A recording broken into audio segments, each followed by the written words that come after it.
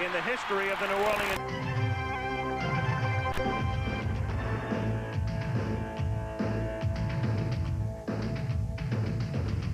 The UCLA Bruins are back. After 2 losing seasons, UCLA is once again among the nation's elite. Sophomore quarterback Tommy Maddox is the focal point of the Bruins' turnaround. The heart and soul of an explosive offense. Maddox's spirited play has the Bruins celebrating a return to the postseason.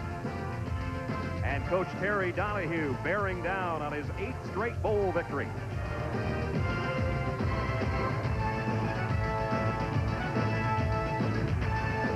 The orange and the blue, the colors that symbolize the pride that is Illinois football. Their leader is the little general, Jason Verduzco. Though only 5'9", Verduzco can tower over an enemy defense. His coach, John Makovic, is gone. But today, longtime assistant Lou Tepper debuts as the Illini's head man. It's Illinois and UCLA. College football on CBS Sports.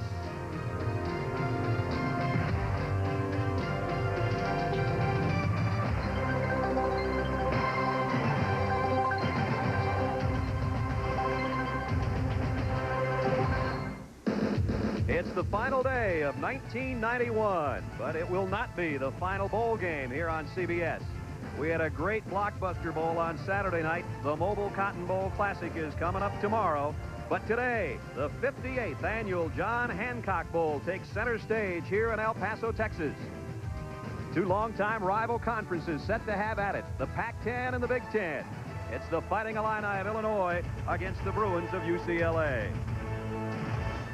And hi again, everybody. I'm Brad Nessler along with Randy Cross. Welcome to an absolutely gorgeous day here in El Paso, Texas. Today it's UCLA and Illinois. Your alma mater's got a long string going, Randy. 7 straight bowl victories, but Coach Terry Donahue says he's a little worried about number 8 here today. Well, you know, Terry said he went into the season with 3 goals. 1 was to have a winning season.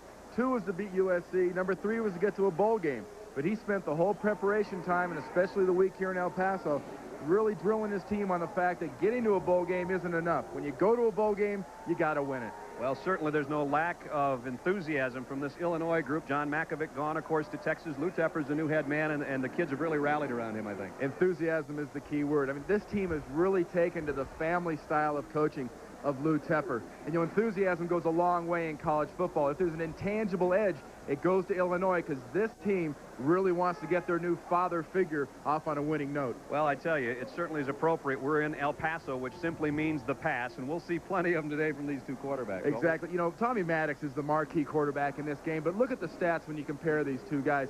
Verduzco, Tommy Maddox, very strong years this year in 1991. You look at Verduzco, he's 5'9", and Verduzco surprisingly throws very well over the middle. A lot of that has to do with the deep drops he takes, very deep drops. Tommy Maddox, on the other hand, has got a great weapon behind him in Kevin Williams out of the running back slot. Wide receiver Sean LaChapelle's a real added attraction. But for him, an advantage today. All Big Ten free safety Marlon Primus will not be in there. He'll be replaced by Jeff Arneson, and look for Maddox to test him early. All right, we look for a great game. Third man of our broadcast crews, Mike Joy. He'll be on the sidelines and along with you at halftime, too. Stay where you are. We'll be back in El Paso for the Bruins and the Illini in a moment. CBS Sports presents the 1991 John Hancock Bowl. The Illinois Fighting Illini versus the UCLA Bruins. Today's game is sponsored by John Hancock Financial Services. Real life, real answers. Alka-Seltzer Plus Cold Medicine. Tough medicine for tough winter colds. And by Ford and your Ford dealer. Have you driven a Ford lately? There was tough winter colds. For nighttime relief without alcohol, try Alka-Seltzer Plus Nighttime.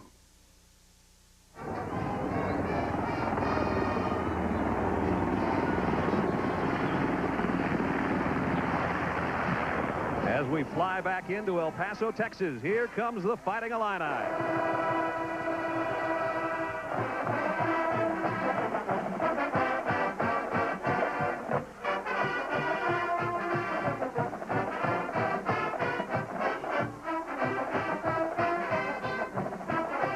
New head coach Lou Tepper. This is his debut in the 58th Hancock Bowl. His club 6-5 on the season. On the other side from the Pac-10, the 8-3 Bruins of UCLA. After 2 losing seasons, the Bruins are back, and here they come.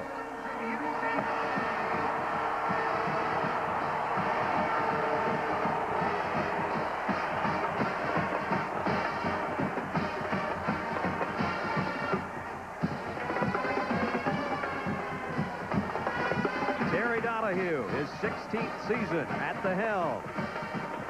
And what a tremendous bowl record he has. It's the Bruins, and the Illini will tee it up in just a moment. On the 3rd Sunday in August, this place turns from a hard-working ranch town into a hard-riding rodeo town. And folks like us take it on the chin. In a West Texas town of El Paso, the 58th John Hancock Bowl. UCLA and Illinois set to have at it. It is 54 degrees, low 60s by mid-game. The wind could be a little bit of a factor, as you see, up to 15 miles an hour. And Randy and I found out upstairs gusting at times a little bit higher, but it's a perfect day for this matchup.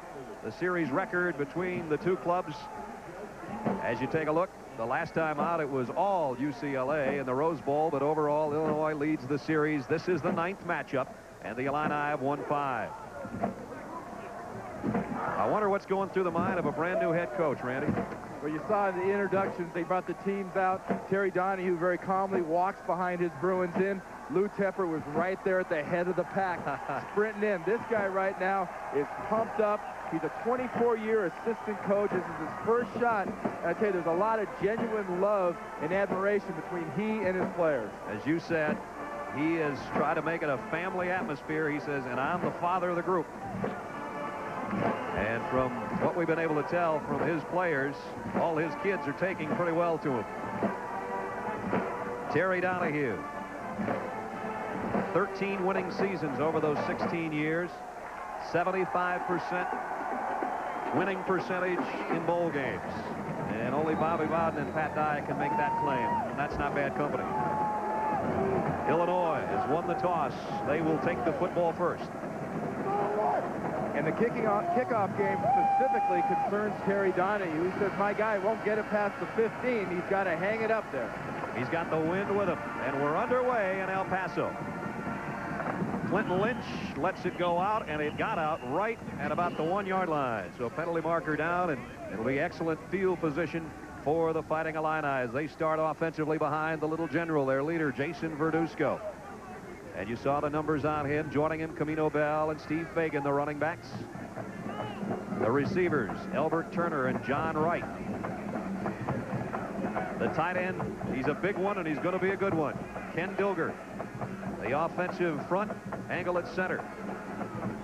The guards, Pesic and Simpson, an All-American. And the tackles, Hopkins and Tony Laster. So Illinois with great field position with which to work. I always consider the 35 not bad anyway. What a place to start. And, you know, Jason Verduzco, I think, is looking to get Dion Lambert at the corner position isolated as much as possible. Camino Bell is the single setback. Illinois will actually start with a 3 wide receiver set from their own 35-yard line. Verduzco, plenty of time. Bell over the middle.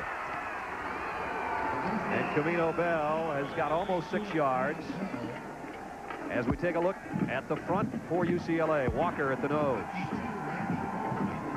The defensive line, Chalensky and Brian Kelly.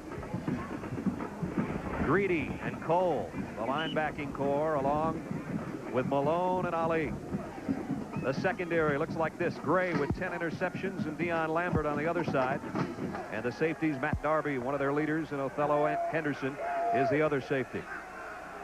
2nd down and 5. Fagan now in there as the second running back. Back to the line of scrimmage, and that's about it for Fagan. It'll bring up a 3rd down situation. And Illinois running right away behind that strong left side of Tim Simpson and Brad Hopkins. those are the two linemen they want to feature most of their running game behind. Simpson, the All-American.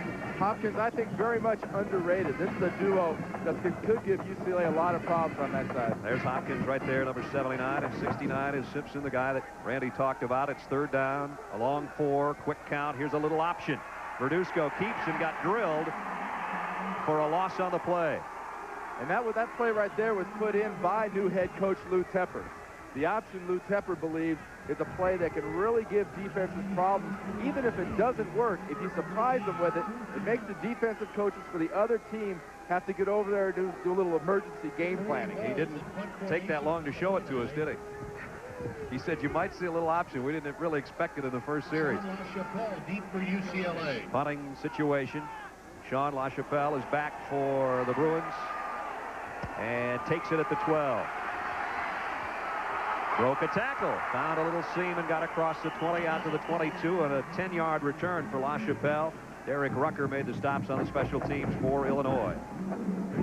Tommy Maddox, the guy they call Tommy Gun, at the controls for UCLA. What a backfield here.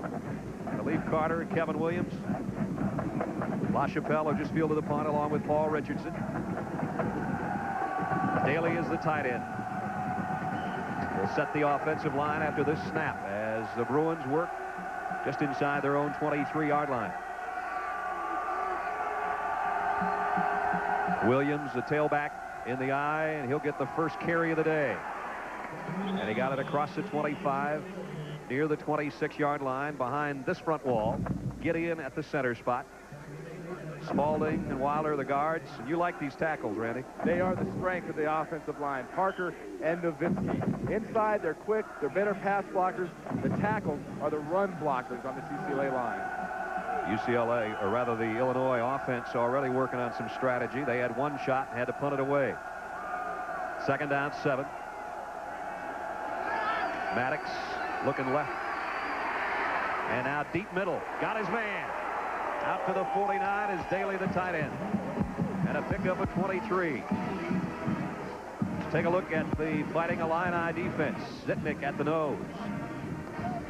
Sean Streeter and John Gustafson. Jan Gustafson is what you'll hear us call him. His teammates and coaches call him John.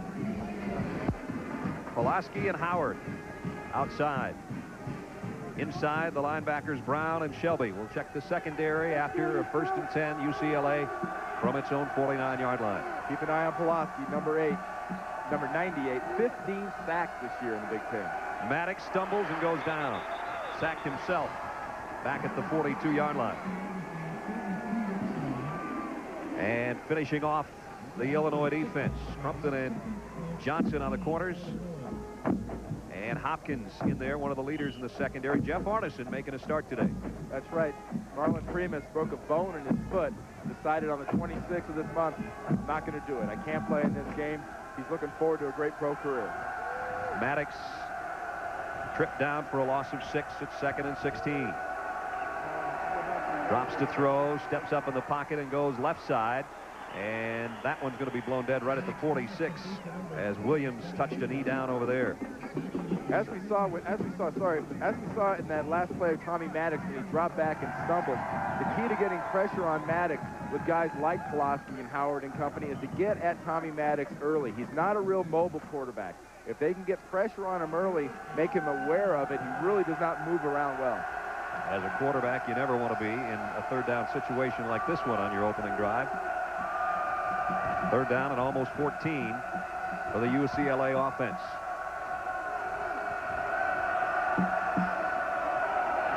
Maddox, here comes some pressure. And he pulls it down and runs with it.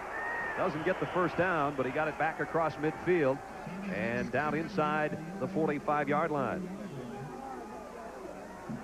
Now watch, we'll see a game coming around in here, put the inside pressure on Tommy Maddox, and you know, nowhere does enthusiasm and intensity show up more than on defense. And this Illini defense is coming after Tommy Maddox. If they have their druthers, they'd love to see Tommy Maddox out there trying to run around. So Darren Shager into punt, back deep, Bill Mel Johnson.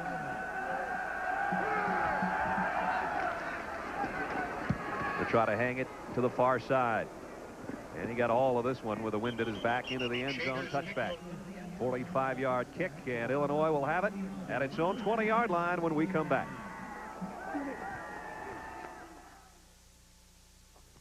I love you, little Jenny Catherine. I want to tell you something very, very important. Daddy got a raise. That means I can buy you a sandbox, sliding board. What do you think? You think we should put some of it away? What do you know about the stock market?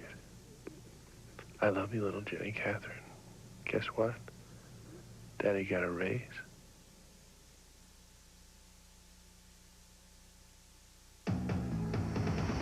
Ford designed a special truck for night people. So, of course, sports fans wanted one too. Now Ford introduces its new flare side for yet another side. Don't these people ever rest? The best ever rest. With a full-size night, sport, and bold new flare side, Ford takes all kinds in style. More people are driving the best-built, best-selling American trucks than ever before. The race is on to make batteries that last longer. And today's Duracell batteries can even outrun the ones we made just a few years ago. Today's Duracell. You can't top the copper top. I have Denorex on this side. As soon as I put Denorex on my hair, I felt like the itch was going away. The tingle feels like it's taken away the dandruff. Denorex with conditioners, the dandruff shampoo you can feel working. I have no dandruff, and I have no itch. Start the new year with a top 10 gridiron collision. Heisman runner-up Casey Weldon ignites Florida State against Texas A&M. The Mobile Cotton Bowl Classic, New Year's Day. 24 years as assistant coach, 17 of those as defensive coordinator, and now Lou Tepper says, I got my dream job. I don't look to be anywhere else. Many of the goals of a lot of coaches are to be somewhere and then try to find a better spot or another niche later on. If I could design my future, it would be, as I mentioned to you yesterday, to be the next Bob Zupke and to be at Illinois for 27 years if they would have me, to win 4 national championships like he did. And I am completely happy and satisfied at Illinois, and I hope I'm there for the rest of my career. Lou Tepper, his debut as head coach at Illinois right here in the Hancock Bowl. Scoreless, and Illinois set to take over for the second time on the day. Turner in motion, the give to Fagan. And Fagan found himself an opening across the 30 and a first down run out to the 32-yard line. Fagan, one of their speed backs. Randy picks up almost 13. And not surprising, running behind Simpson and Hopkins over there on the left side. And these are 2 offensive linemen right here that make things happen. Watch that left side sort of collapse down. Right now, there it is. Look at the hole on that side. There's no one there for Fagan. Fagan's making moves on air to start with. There's nobody there for him to really try to fake out at all. The Illini with their opening first down of the ball game. Bell went in motion. Fagan's going to follow him, and he cuts upfield, and he's across the 40. Flags fly in as Fagan is close to another first down, but again a penalty marker on the play.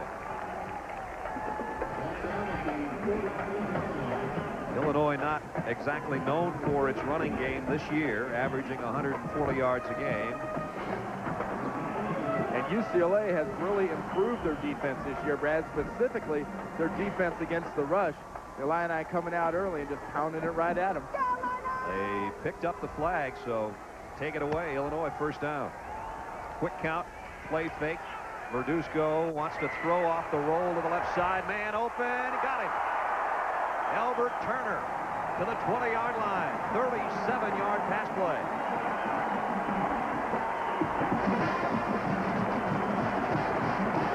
We mentioned it earlier, Dion Lambert, number 26. The cornerback is the man that Verduzco wants to challenge. He saw that USC tape. Lambert was beat repeatedly in their last game at USC. Just puts the ball inside. Lambert loses track of the receiver. And look at Jason Verduzco. This is a fiery quarterback. And nobody can tell Jason Verduzco he's only 5'9". We waited about 20 minutes the other day before we mentioned it, and then you could just see the hair come up on the back of his neck. He's one little competitor, that's for sure. And he's got a first down for Illinois at the UCLA 20-yard line.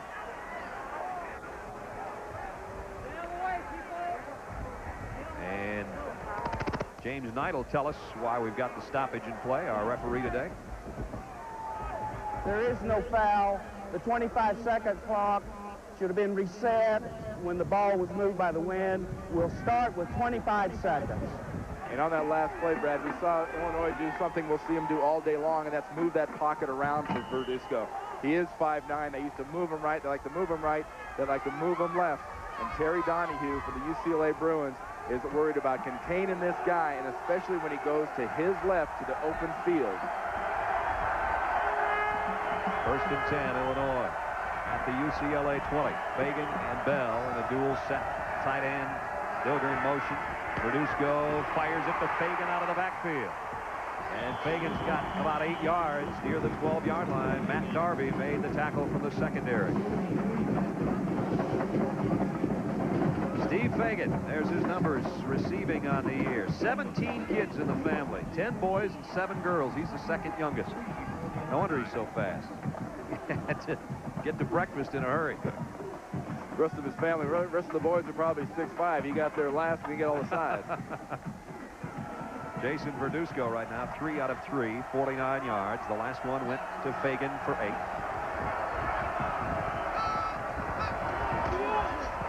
This time it's Bell on the ground to the 10-yard line, and he might have a first down, Illinois. Bell carries for the Illini. Camino Bell, who has 1 reception in this game, 61 now on the year, so he's Mr. Versatility out of that Illinois backfield. They're going to take a look at this. A lot of people forget, too, Brad, Desmond Howard at Michigan only had 61 catches this year. Camino Bell, good all-around athlete, good all-around football player, biology major, wants to be a doctor. That's all he talked about was going to med school and getting things ready for his career after college football. And he's got an Illinois first down. First and goal just inside the 10-yard line. So the Illini will have to earn this one. You get down here in this red zone, in the scoring zone, as Lou Tepper calls it, UCLA will blitz at least half the time. They have got to bring people in to pressure Verduzco, and to do that, they have to blitz because they do not have good pass-rushing men up in their defensive line. First and goal, 2 tight ends set for Illinois. Verduzco looking left, fires incomplete, intended for Albert Turner. That one a little too strong. Covering out there was Deion Lambert. Defensively, in the red zone this year, UCLA's done a fine job. 35 trips the opponents have made inside there. 51% of the time has been a touchdown. Well, if you can hold your opponents to about 3 trips a game inside your 20-yard line, you're going to have a heck of a chance of winning. Second down and goal. Both teams change up personnel. 3 receiver set comes in for Illinois, and UCLA brings in its nickel package. Turner trots out to the left of your screen. And with 7:04 to go first quarter, we've got a timeout. No score, but Illinois driving. Transportation.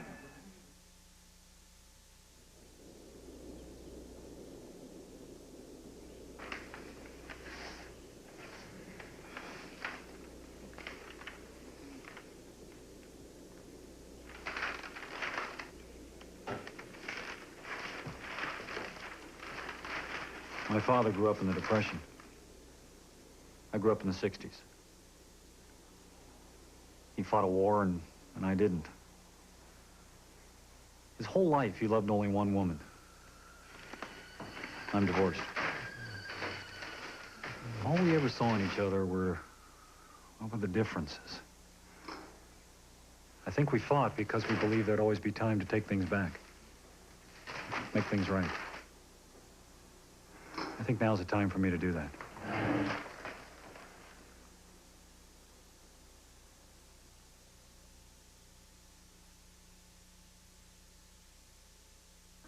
The improvements in the design of the new Ford Taurus go far beyond its sleek new styling. Controls have become more convenient. Comfort and ergonomics have been improved. And safety has been advanced.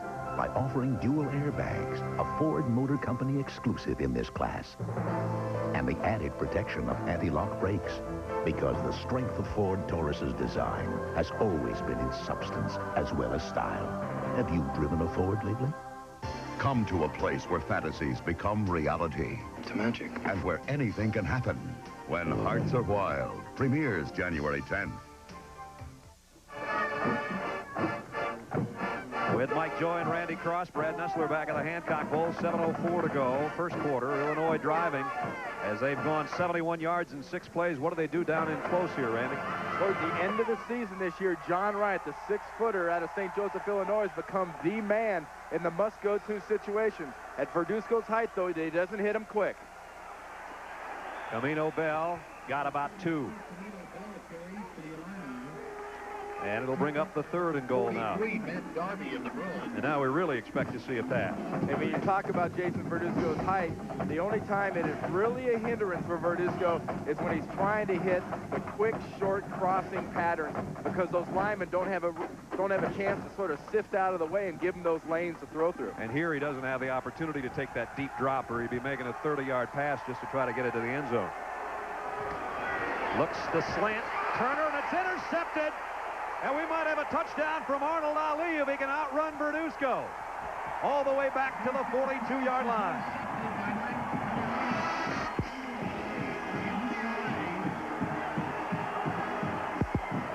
From the goal line to the 42, and UCLA snuffs that Illinois drive.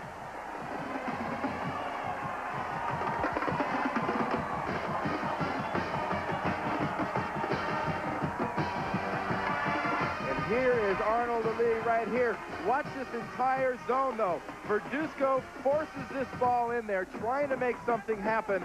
Really, he should not have thrown this ball. Trying to create something. There's 3 defenders, including Ali, right there in that slot of the zone. Got it back to the 43-yard line. 1st and 10 for the UCLA offense. And a give. Bouncing outside across the 45 is Khalif Carter. Got it to midfield. Yeah, you look at a running back that's 6 foot, 231. You don't think of a guy that was like a national champion shot putter in high school. This guy, first thing he comes up to me the other day and he goes, Mr. Cross, which he got a bad point for saying right away. But he goes, didn't you used to throw against guys like Jim Neidhart and Terry Albritton when you were in high school? Knew exactly who this guy was. Old shot putters never forget. That's right. 2nd down at 2. Carter now the up man in the UCLA eye. Kevin Williams, a dangerous tailback, gets the nod on 2nd and short, and he's got the first down inside the Illinois 45. And don't forget, our bowl coverage continues on CBS Sports tomorrow. The Seminoles and the Aggies will square off a Mobile Cotton Bowl Classic. Florida State, Texas A&M tomorrow afternoon, 1:30 Eastern time here on CBS. Brad, I don't know what the weather's going to be like in Dallas, but with those 2 teams playing, there'll be some lightning. You know it. There are some striking, very confident teams between A&M and Florida State. No humility lost in that matchup. We'll have points in this one before it's over as well. On lead 37. 37 load widen with you. Yeah, back up. The boys going outside. Every team and every position has its own little language. Near the 43 of Illinois. Nice play fake by Maddox. Getting some pressure. And got it to his favorite receiver, LaChapelle, and he's still on his feet. LaChapelle all the way to the 15-yard line. Complete to number 88, Sean LaChapelle. Pretty elusive for a guy that tall. You get a good idea right there why this is a punt returner also for the UCLA Bruins. Tommy Maddox right away freezes the defenders with a good run fake to Williams. Uses a little of his athletic ability. What you didn't see there was you didn't see Sean LaChapelle when he saw his quarterback in trouble coming back to his quarterback, and LaChapelle making some quick moves and finally being brought down by Famel Johnson, number 3. What you also didn't see was a clip that negates the whole thing. So all the way back to the UCLA 49 on a clipping penalty against the Bruins. Talk about a big swing. go from the Illinois 15 back to your own 49. When you have a big play kind of receiver, whether it's a Desmond Howard or a Sean LaChapelle, it's a real danger for other offensive players trying to make things happen late. Penalties. Maddox appears to be changing things at the line on a first down and 17 to go following the penalty call. Here's some UCLA option. Williams won't get away from the Illini defense. Mike Pulaski finishes it off. He wasn't the man that made the force, however. No score here in El Paso, Texas. Brad Nessler, Randy Cross, and Mike Joy with you in the John Hancock Bowl. The Bruins and the Illini. Illinois drove all the way down to the 7-yard line of UCLA, but Arnold Allais picked off a pass, returned it to the 43-yard line. That's where UCLA started this drive, and right now they have it 2nd down and 20 at their own 46. Scoreless game with just over 5 minutes to play, first quarter. LaChapelle over the middle. Some room to run. Got it back near the 38 of Illinois before Crumpton could make the stop. 17-yard pass play that time. Now remember, we're looking at a kid here in LaChapelle, 6'4", 207. You know, Terry Donahue very much adheres to the theory that this is a team game. Everybody should be a team player. LaChapelle is kind of the wild card on this team. You know, the first thing he shows me the other day when we're talking is he rolls his sock down and says, "Look at this. I got a couple bullet wounds." He shot himself in the leg with a .22 during the offseason last year. I doubt that he'll go rabbit hunting again for a while, will he? 3rd down and 3.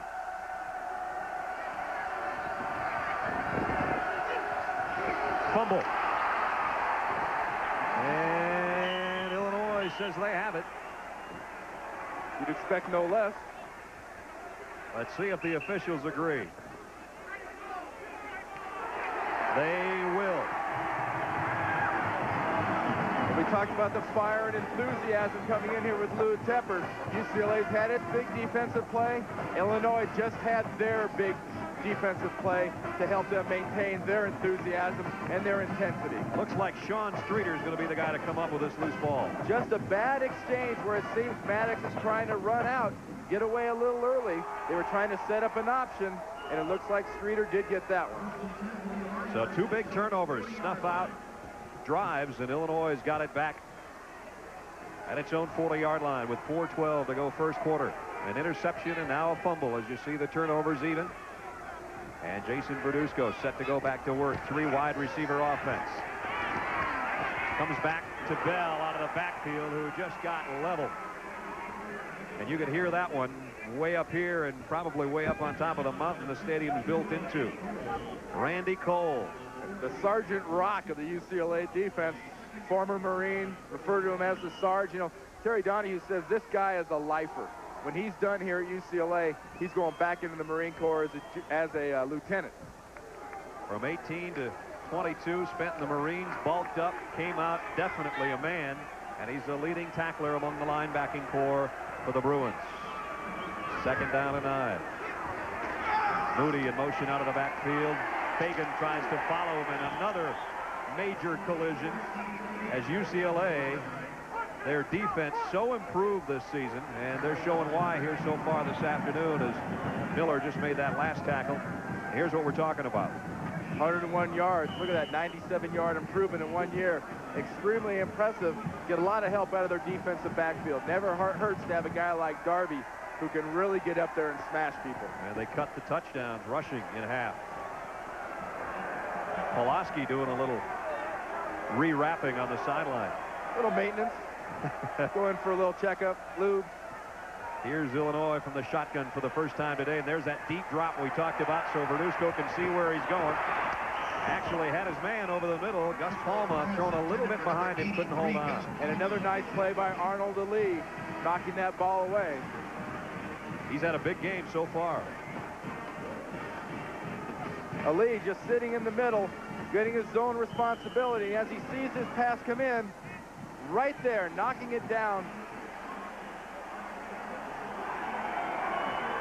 Corey Wells in to kick it away. His first punt was 48 yards. LaChapelle's back deep. Getting the pressure on the kicker, and they got to it.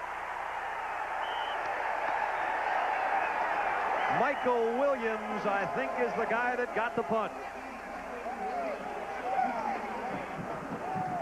It It looked like they came from the outside left and just swamped. It got all over Forey Wells' leg. So another break for Terry Donahue's Bruins. Right in here. Let's watch this come in here. Just smoking. The wingman takes the responsibility out, and no one blocks Williams, and he gets all over the leg. In fact, he gets over it hard enough, this ball just squirts straight out of bounds. Great opportunity for the Bruin offense at the Illini 23. Both wide receivers to the bottom of your screen. The gives to Williams straight up the middle, and he got inside the Illinois 20 down to about the 19-yard line. When you get down here in the red zone, the scoring zone, is really where you start to see maybe Marlon Freeman, the all Big Ten free safety, not being in there, being replaced by Jeff Arneson. Arneson's now the quarterback of this defense, and the premium on the quarterback of the defense is when you get down in this part of the field. Second down at 6. There's what UCLA has done with their red zone offense. And again, you see what appears to be an audible. A lot of heads on a swivel there. A sweep for Williams, left side. Looks to have the first down or very close to it. Run out by Todd Leach, the outside linebacker. One of the good things UCLA has in a Kevin Williams is a guy that's got 10 to 100-meter speed, a guy that when you run to the short side of the field has got enough speed to make up for that lack of territory. There's the numbers on Williams, a 1,000-yard rusher, joining an elite crew that has been the past in the backfield for UCLA. Third down and 2. Key here is penetration for the Illini. Williams again, off tackle this time, and he got popped. You saw Jan Gustafson, 75, jump up out of that pile, fired up, because the Illini did get penetration. The UCLA linemen were not able to push them off the ball, and they filled all the holes. There's Jan Gustafson, born in Sweden, moved to Illinois when he was 11 years old. He's a big fella, 6'5", 276. So Perez will attempt a 32-yard field goal. He's been one of the hotter kickers in college football over the course of the last month of the season. Pretty severe angle. No problem. UCLA capitalizes on a block punt. Terry Donahue says that'll do it.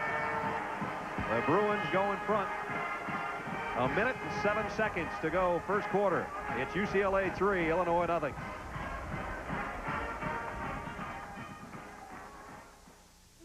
(1847). Werner Siemens opens his first factory and begins to manufacture the world's most advanced telegraph. That was then. This is now.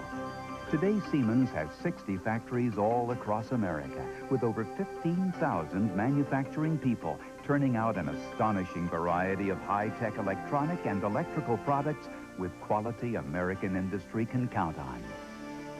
Siemens, precision thinking. That was then. This is now. Odor prevention then. Odor prevention now. Introducing the pump deodorant from Old Spice. It beats the leading aerosol deodorant. Actually prevents odor better with a superior formula that's right on target. Unlike that messy cloud. Pump up your odor prevention with the Old Spice pump. A recent Department of Energy study reveals that most American homes are under-insulated. And that means you. To find out what's right for your home, call Owens Corning at 1-800-GET-PINK. Drixoral is. Sudafed isn't. Drixoral is. Contac isn't. Drixoral is the only 12-hour cold medicine you can buy that was once a prescription and is still available in its original prescription strength. Drixoral. UCLA on a field goal, leading with 1:07 to go first quarter, 3-0. And what set that field goal up was the first block punt for UCLA since the 1987 Aloha Bowl. Long dry spell between block punts. Sanford a kick. Clinton Lynch and Scott Turner back deep. Remember, Brad, he does have that wind at his back here. We saw him get it down to around the 5-yard line last time. This time high and short and returnable for Lynch from the 12. And Lynch nailed at the 20-yard line. That's where Illinois' offense will go back to work. We mentioned a little while ago, we haven't seen much of John Wright. The receiver, Jason Verduzco, turned into his kind of go-to guy. And we got to think at this point the reason that's happening, he's lining up on the right side a lot, which puts him against this guy. Gray, 10 interceptions, and the best pure man-on-man cover man that UCLA has. 2 tight ends set for Illinois. They're going to work inside their own 20-yard line by about a foot. Custer and Dilger both in there. And the lone setback will be Camino Bell. Turner and Wright, the wideouts there to the lower right of your screen. And motion on the left side as Hopkins got off the ball a little bit too early.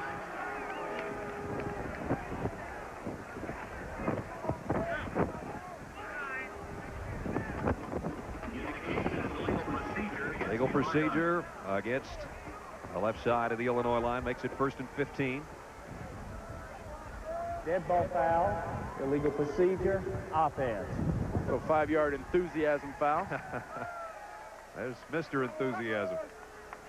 Lou Tepper, his first game as head coach of the University of Illinois. John Makovic left on December 12th. Lou Tepper, it only took him a little over a day and a half to make the decision and set up the news conference to name him the head coach. On 1st and 15, Verduzco rolls left and going deep for Turner, and it's almost picked off. And it's Carlton Gray, who Randy just talked about. That would have been number 11 on the year. And with the Illini lined up in that right side of the field with a short right, wide left, Jason Verduzco, like Terry Donahue told us, he worries about him rolling left, but Carlton Gray, great break on the ball. It's either guy's ball up in the air, and Carlton Gray is the one that goes for the ball. And here's Verduzco getting that off and taking a nice little shot for his efforts. Verduzco throwing into that wind. That's got to affect a few long passes today when you're moving in the direction Illinois is right now. 2nd and 15. This is Boyer out of the backfield. Very little. Maybe a yard. That's it. James Malone, the linebacker, in on the stop. The one thing that really struck me, Brad, when we were talking the Illini, that they referred to the UCLA lines, both defensively and offensively, as kind of undersized, finesse movement kind of guys. And I don't know about you, but sitting out there at practice the other day, I mean, we're talking 280, 285. They look like they can tattoo some people, if you ask me. Final play of the first quarter upcoming. And Illinois has taken a timeout with 16 seconds, make it 15 seconds left in the quarter. Special thank you to Sierra Medical Center, title sponsor. Timeout with UCLA leading Illinois by a field goal.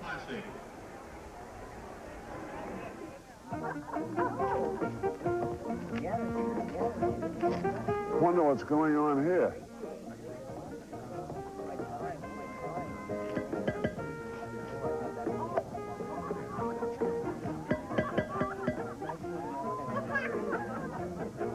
It must be a Republican party. Cordon Negro Brut and extra dry by Freixenet. There's a party in every bottle. And I would say to my opponent here, the tax proposal... You're next. Now, when life turns up the heat, there's Degree antiperspirant. Well, here we go. Because it's body heat activated, Degree turns on extra protection when you really need it. Degree, your body heat turns it on. In weather this raw, don't take chances with chapped lips. Take Chapstick. Chapstick lip balm is serious medicine, made to help chapped lips heal fast, and healthy lips stay healthy.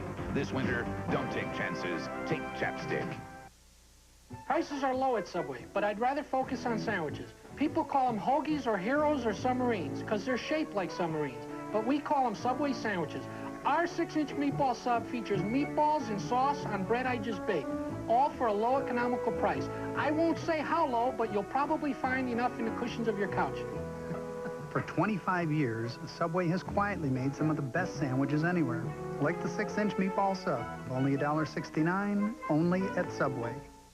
Live from New Orleans, party into 92 with comedian Paul Reiser. Join Bonnie Raitt, John Mellencamp, and Van Halen in rare television performances. The Hard Rock Cafe New Year's Eve special tonight. UCLA by a field goal. Illinois with a 3rd down and 13 from its own 17-yard line. Tight end in motion. They keep it on the ground. Boyer cuts outside, out across the 25 near the 27-yard line, but he's going to be about 3 yards short of the first down. Brad, you really got to wonder why they called that timeout back there. It looked, we just talked during the break, it looked like Verduzco on the offense was standing there relaxed, expecting the clock to run out in this first quarter and to get the wind at their back, and they suddenly realized, hey, it's not going to do that. We got to call a timeout. Better not to make a mistake, though, in that part of the field. And now UCLA has taken one because they want Illinois to punt into the wind with 5 seconds left. And that strategy seems to make a little more sense than it did for Illinois. At any rate, we got about a play left, and you can see the wind's whipping around here in El Paso. Other than that, it's a gorgeous day. Not a cloud in the sky and close to 60 degrees. Let's go to Mike Joy on the sideline. Mike? Well, that timeout called by Illinois, as you questioned, with so little time remaining in the quarter and going into the wind, but Illinois had only 10 men on the field. Had to call time. Aha. Now we know. I don't like those odds. No way.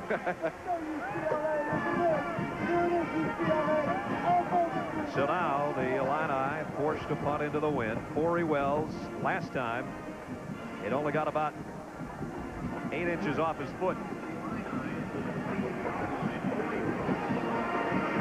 LaChapelle back, punt return formation, and again the Bruins show a 10-man front. They don't look like they've got a return on here either. If you can get to one, maybe you can get to another. We'll find out in a second. Looks like they're thinking pressure and block. Block being best case scenario, but putting the pressure on Wells and hoping they can get a shank. Wells handles the snap, and a kick comes off the side of his foot, gets up in the wind. It does, however, take an Illinois bounce down to the 44-yard line. Only a 28-yard punt. UCLA will have the ball to start the second quarter because that's the end of the first quarter with a score of the Bruins 3, the Illini nothing. We'll be back to the John Hancock Bowl after this message and a word from your local station.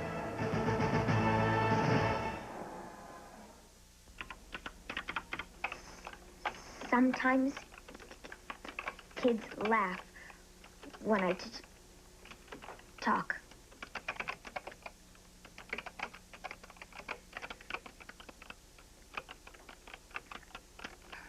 I hate words.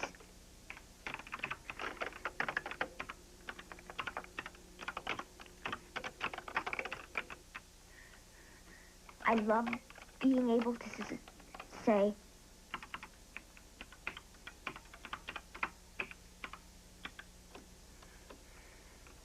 I want to be a writer.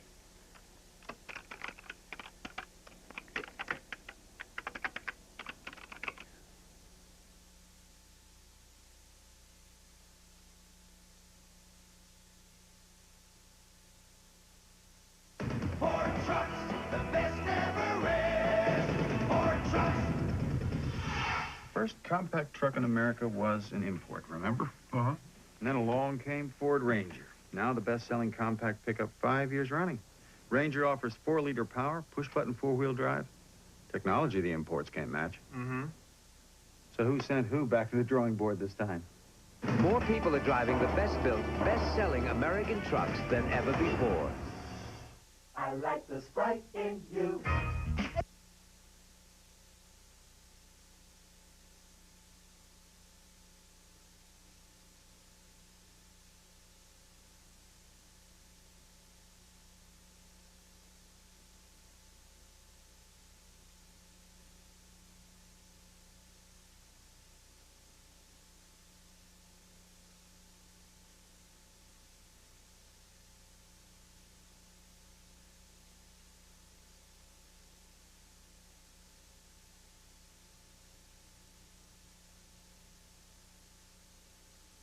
The tire store that beats any deal, any ad, any price, now beats even its own prices. It's the Bell Tire Everything's on Sale year-end clearance. What's on sale? Everything. Every Michelin tire, every size, every style on sale. Nobody stocks more Michelin tires than Bell, so nobody can save you more money than Bell on every Michelin tire. The Bell Tire Everything's on Sale year-end clearance. The guaranteed lowest tire prices just got lower. But hurry, it positively ends Saturday. In America today, there are over 2 million couples waiting to adopt a baby. Yet there are 1.6 million abortions annually. How many women might choose to end their crisis pregnancies with adoption if adoption were a more accessible option? We must make adoption easier and more equitable for everyone. Help form a consensus on adoption in Michigan. Call 1-616-532-2300. Help make adoption an option.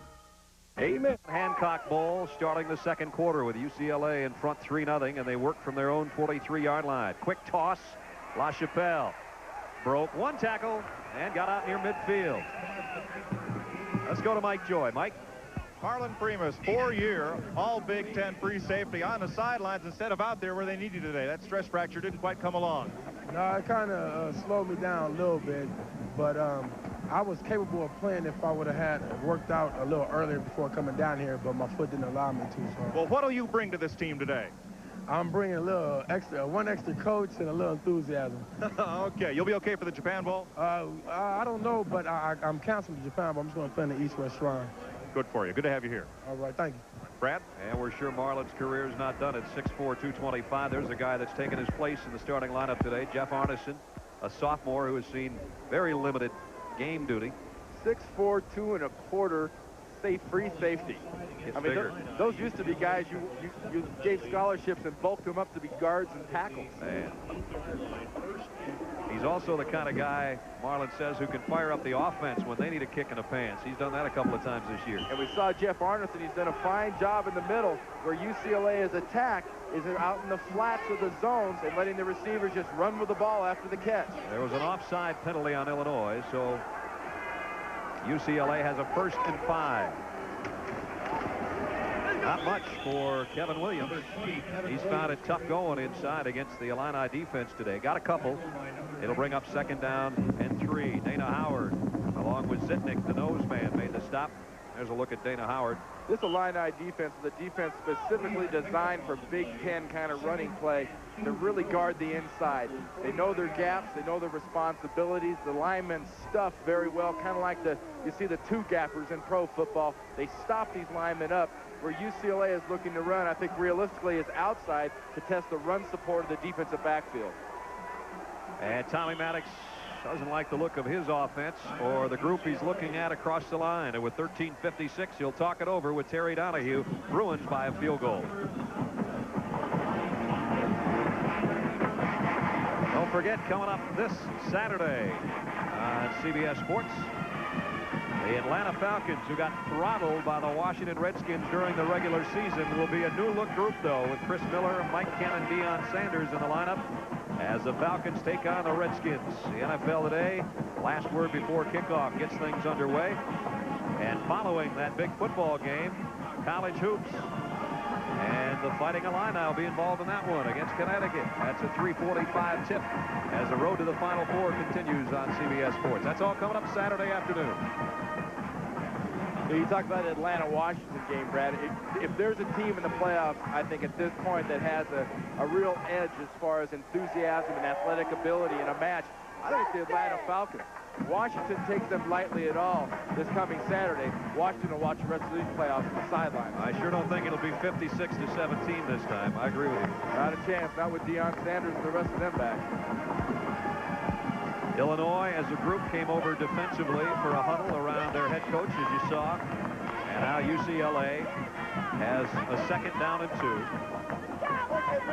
This is the 4th time the Bruins have been in Illinois territory in their 4 possessions. When you look at passing games being affected by the wind, UCLA, you look to have it affected a little bit less. They throw a lot shorter passes than Jason Verduzco and the Illini, who like to go deep. Maddox throws them into the zones. And close to a 1st down is Kevin Williams. In fact, it looks like he has it. Mike Hopkins made the tackle along with Dana Howard right there in the middle of your screen. But watch Howard going into the A-gaps right off the center.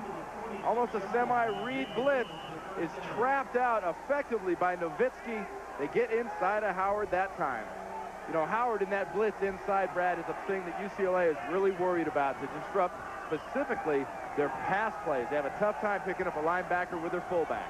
Bruins at the 46-yard line of Illinois with a first down. Maddox straight drop, wants to throw a little screen. And the Illinois defense was there to beat Williams. I don't know if he got back to the line of scrimmage. He lost about a yard. And the Illini defense did a great job of sort of wrapping and tackling and holding on till the cavalry comes. Waiting for some troops to help out.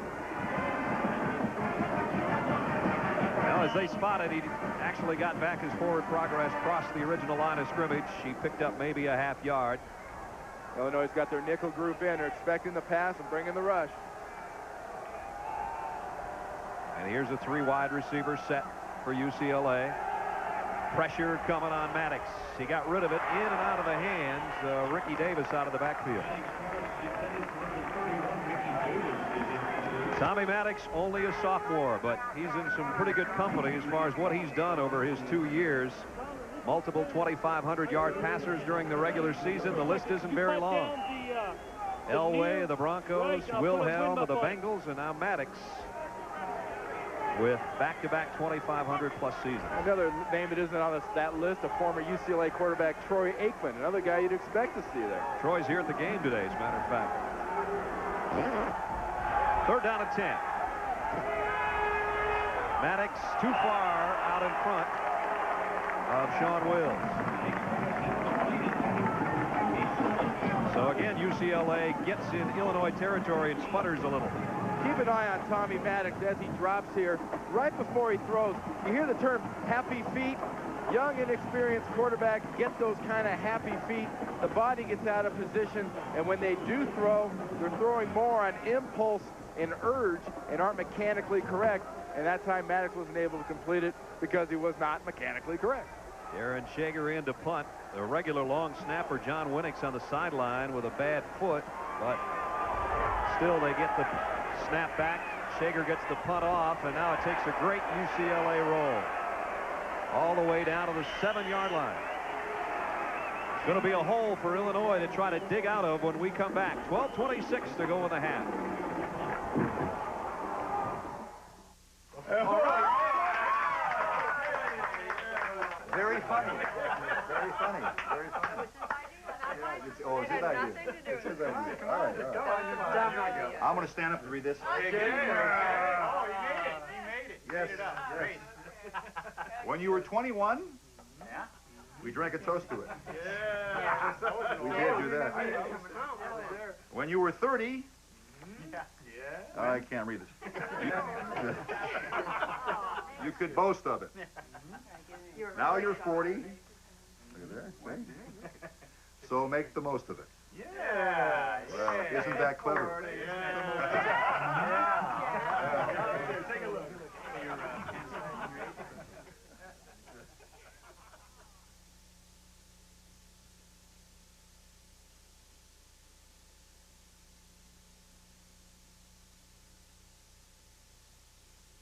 I have Denorex on this side.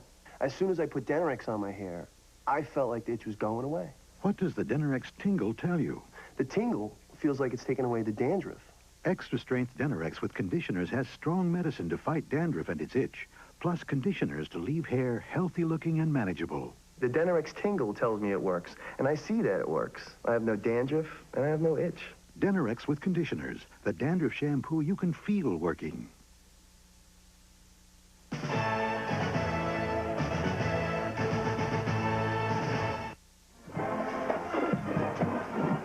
UCLA by a field goal with 12:26 to go first half.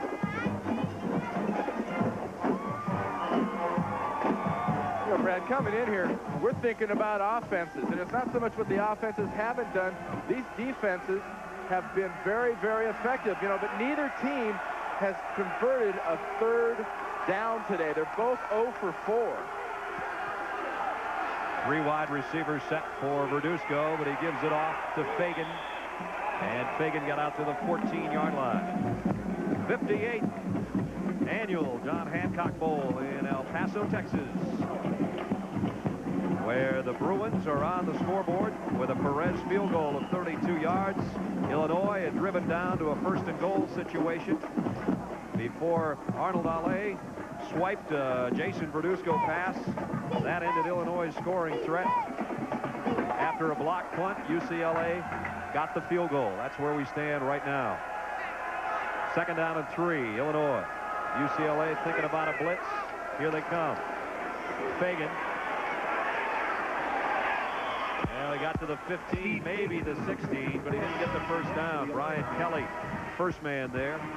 And it'll bring up a 3rd down situation, and we'll have another look at a 3rd down and about a yard to go. We're looking at so far, we said 0 for 4 both teams. But Illinois going here on 3rd and 1, they've got to go over that left side behind Hopkins and Simpson, the strength of their offensive line. Fagan's been their leading rusher so far with 32 yards on his 5 carries. Yeah, one thing you got to take a look at, too, in this game, the Illini have averaged starting position on the 24-yard line, UCLA on the 48. To be only down 3-zip is a heck of a thing. Illinois has been swimming upstream all day from the shotgun. Verduzco, heavy pressure, in and out of the hands of John Wright. Wright wants a flag, and he got it. Gets a late flag, and rightfully so. His body was wrapped down below. And that's going to give Illinois a 1st down.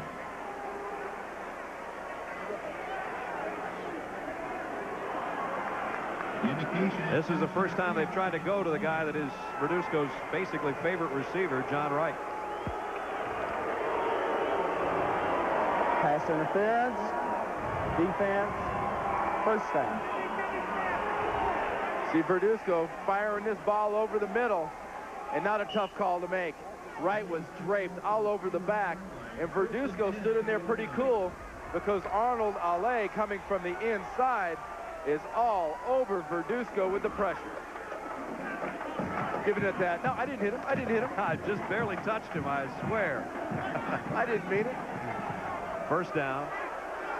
Illinois at its own 21-yard line. Scott Turner in motion. Here's a sprint draw to another penalty marker down as Camino Bell got up near the 25-yard line. See if we have a holding inside this time.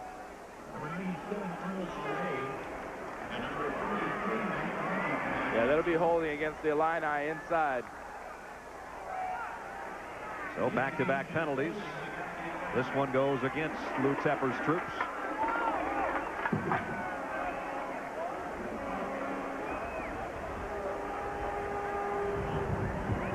Holding, offense, 10 yards, and repeat the down. Lou Tepper, 24 years an assistant coach, 17 of those as a defensive coordinator. And he says, I have not had a lot of input on the offensive side of the ball, but I have put a couple plays in for this Hancock Bowl. And who better to ask how to attack a defense than a guy that builds defenses?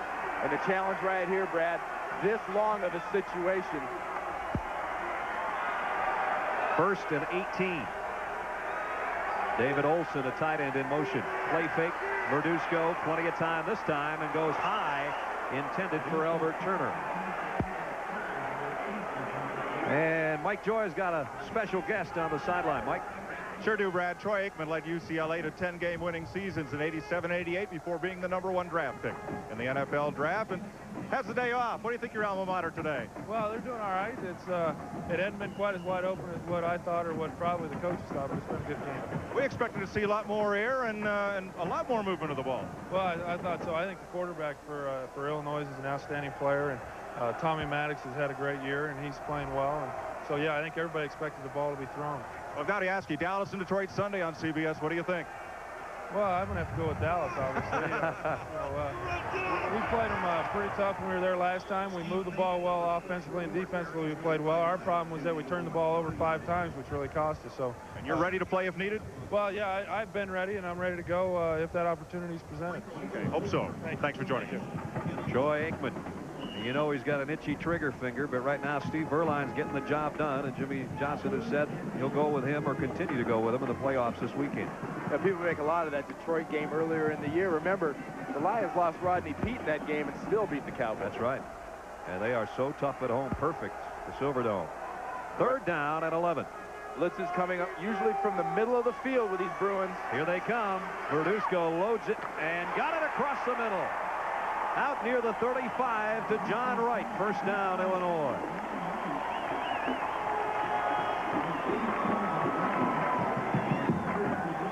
Now Jason Verduzco got a little on this pass. And here's John Wright heading over to the middle of the field.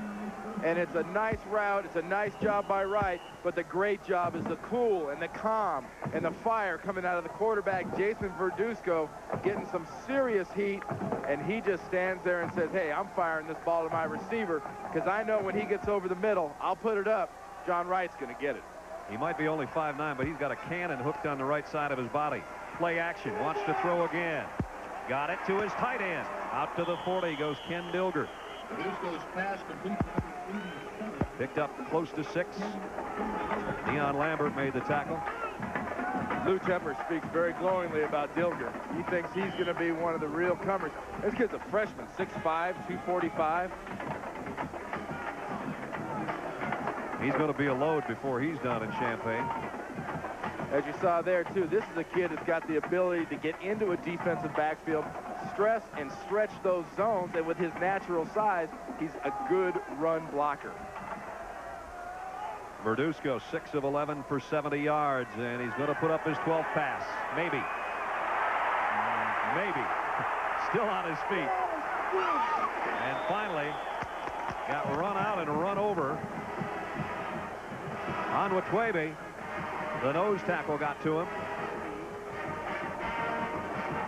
Matt Werner gave Onwetwebe some help.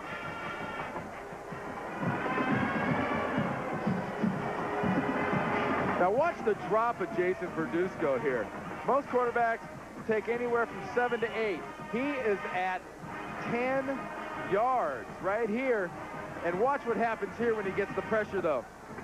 People forget, you're looking at a former wrestler, high school state champion out in California. There's a reversal. You're not going to tackle this guy up high. He's used to getting grabbed. He's got a 3rd and 13 staring at his face now. Dilger is tight end in motion. Over the middle, incomplete. Intended for Gus Palma. And that one thrown too low. Matt Darby was back there covering number 43. And Verduzco is getting good pressure up the middle. Didn't enable him to step up. He had to throw that ball off the back foot and consequently threw it to the ground. Well, Illinois got itself a little breathing room anyway. Remember, they took over at the 7-yard line to start this drive. Corey Wells, who's had 1 punt block today, set to kick away to Sean LaChapelle, who's back for the Bruins. LaChapelle's back plenty deep, too, Brad, anticipating a good kick from Wells with the wind. And it is a better punt. LaChapelle comes up, takes it on the fly at the 28. And got out to the 43. Got tagged there pretty well. A 15-yard return. UCLA has the lead, and they'll have the ball when we come back. 3-yard punt and a Power windows are just one of the many useful features you get with the extra value option package on the 1992 Toyota 4Runner. So is air conditioning, power door locks, cruise control, power side mirrors, and special chrome trim. Of course, up to $900 savings is a pretty nice feature, too. And just imagine what you can do with that. It's football time. Your ball, Joe. I'm hurting, Jimmy. I did it. You can do it. This isn't tennis. This is football pain. My doc says ibuprofen for body pains. The medicine in Nuprin. My trainer, same thing. So Nupit. Nupit. Nupit with Nuprin. Strong stuff. Just takes one. Cheer up, Joe. There's always tennis. Yeah, Jimmy? You think I'm old enough? For back, joint, or muscle pain. Nupit. Nupit. With Nuprin. The body pain medicine. Come to a place called El Paso, where a morning walk can become a conversation with nature. And a short ride can take you from a modern city to an ancient culture. A place where the West Texas sun rises over 4 centuries of history, and the sunsets go on forever. Come to a place called El Paso.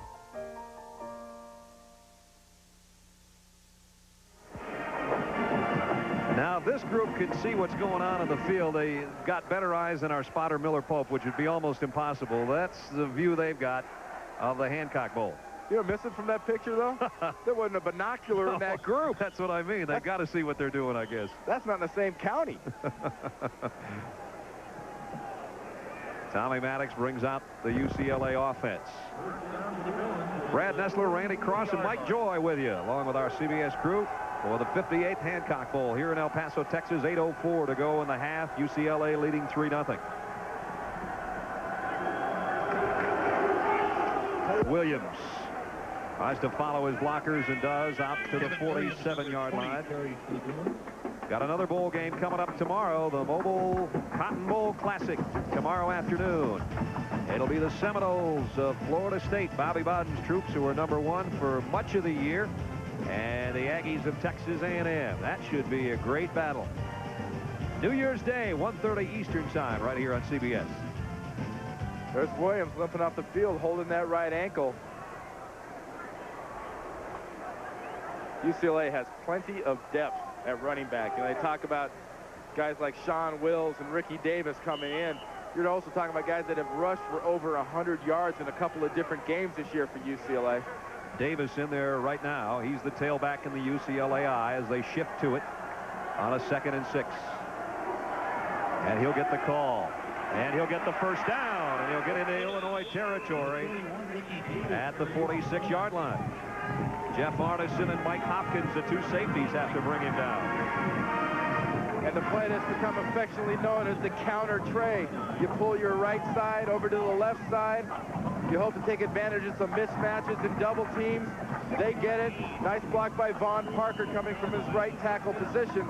And Davis just squirts through a nice little hole. Got him a first down at the Illinois 46.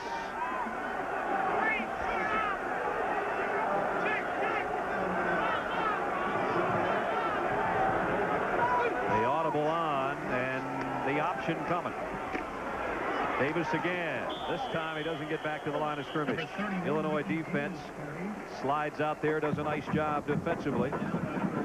Obviously, the Bruins here are trying to pound the ball at the Illini, and for good reason from their standpoint. They have a much improved running game, and I think a lot of that has to go to the offensive line doing a good job, and Kevin Williams' resurgence. He's a little hobbled now with his ankle, but Terry Donahue told us Friday, you know, this is the guy that I had sort of written off. Spring ball, I figured he was not going to do it. He'd had 3 years, he was hurt, he had 1 day of practice, and the guy has just come on like a house of fire. Here's UCLA and what they call their wide plan. 3 wideouts. Maddox getting some pressure. Got it complete. And a nice cut back by Davis. First down, UCLA. Ricky Davis in for Kevin Williams. Gets 16 yards. And it's amazing how many times you see a starter go out, his substitute come in, defenses somehow seem to relax a little bit because they figure, hey, this guy's not a starter. That's a starter's kind of a fake, and a starter's kind of a move, and a starter's kind of determination. Well, Davis in there because Williams is out with an injury. Mike Joy's got an update for us. Mike? I think Kevin is suddenly feeling better. He's got a twisted ankle. It's an old injury, and he's on the sideline here just trying to walk it off. And after seeing that run, he's walking a little quicker here. He appears to be much better. That was the rap on him, as Randy said, that he couldn't play through the nagging injuries. And you see above that left foot there, that is not sock. He wears a heavy brace on that left ankle. And that's for that ankle injury. And Hopkins down for Illinois right now, and still down on the far side of the field.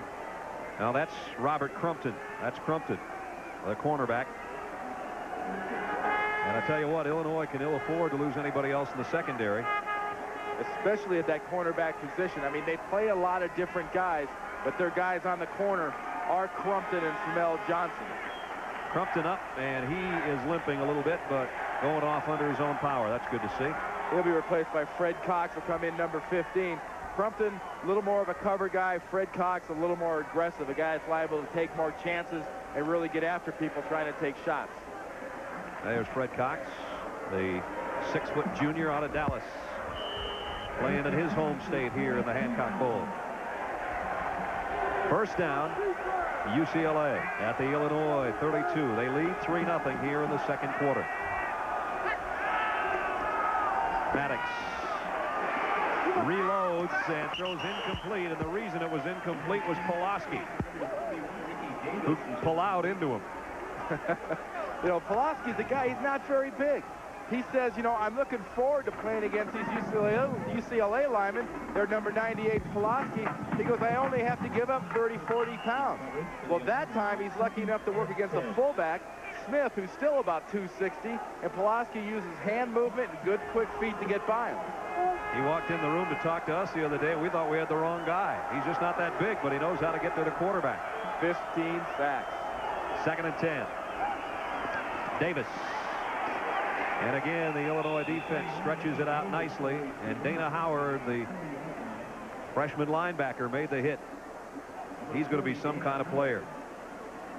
Had a couple of games with over 20 tackles this year.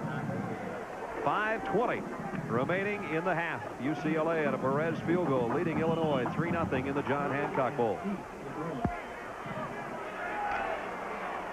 Big third down for the Bruins here to try to keep the drive alive. They're 0 for 4 on their third down conversions today. 3rd and 7, and Maddox will back up into the spread.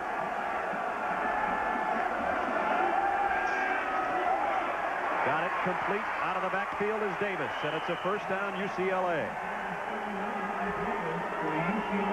And they went in front of Fred Cox, who just came in for Crumpton. Well, you got to think Kevin Williams' ankle is getting better, like Mike Joyce said, by leaps and bounds. It would enable Tommy Maddox, the Tommy gun, to complete this one. Look at that protection. No one even gets close to him. No one within 3 yards. And Davis circling just a little hitch pattern out of the backfield, swings out, settles down, and from there on, you just let a natural athlete do what he does best. First down at the 18-yard line. UCLA with both receivers there to the upper right of your screen. LaChapelle is Maddox's favorite man as a wideout. They keep it on the ground. Davis dropped right at the line of scrimmage. And it's our man again, Pulaski. Pulaski, no one laid a finger on him on this play. Just collapses in from his left outside position. Look at him, 98, top of the screen. No one breathes on him. Not a good idea. If I'm Ricky Davis, I go back into the huddle. I go, you know, Tommy Maddox, if you're going to call a play, put a hat on 98. Don't let him run free. There's Pulaski down at his three-point stance, ready to try to bring it on Maddox. It's 2nd and 11. 9th play, the UCLA drive. Play action.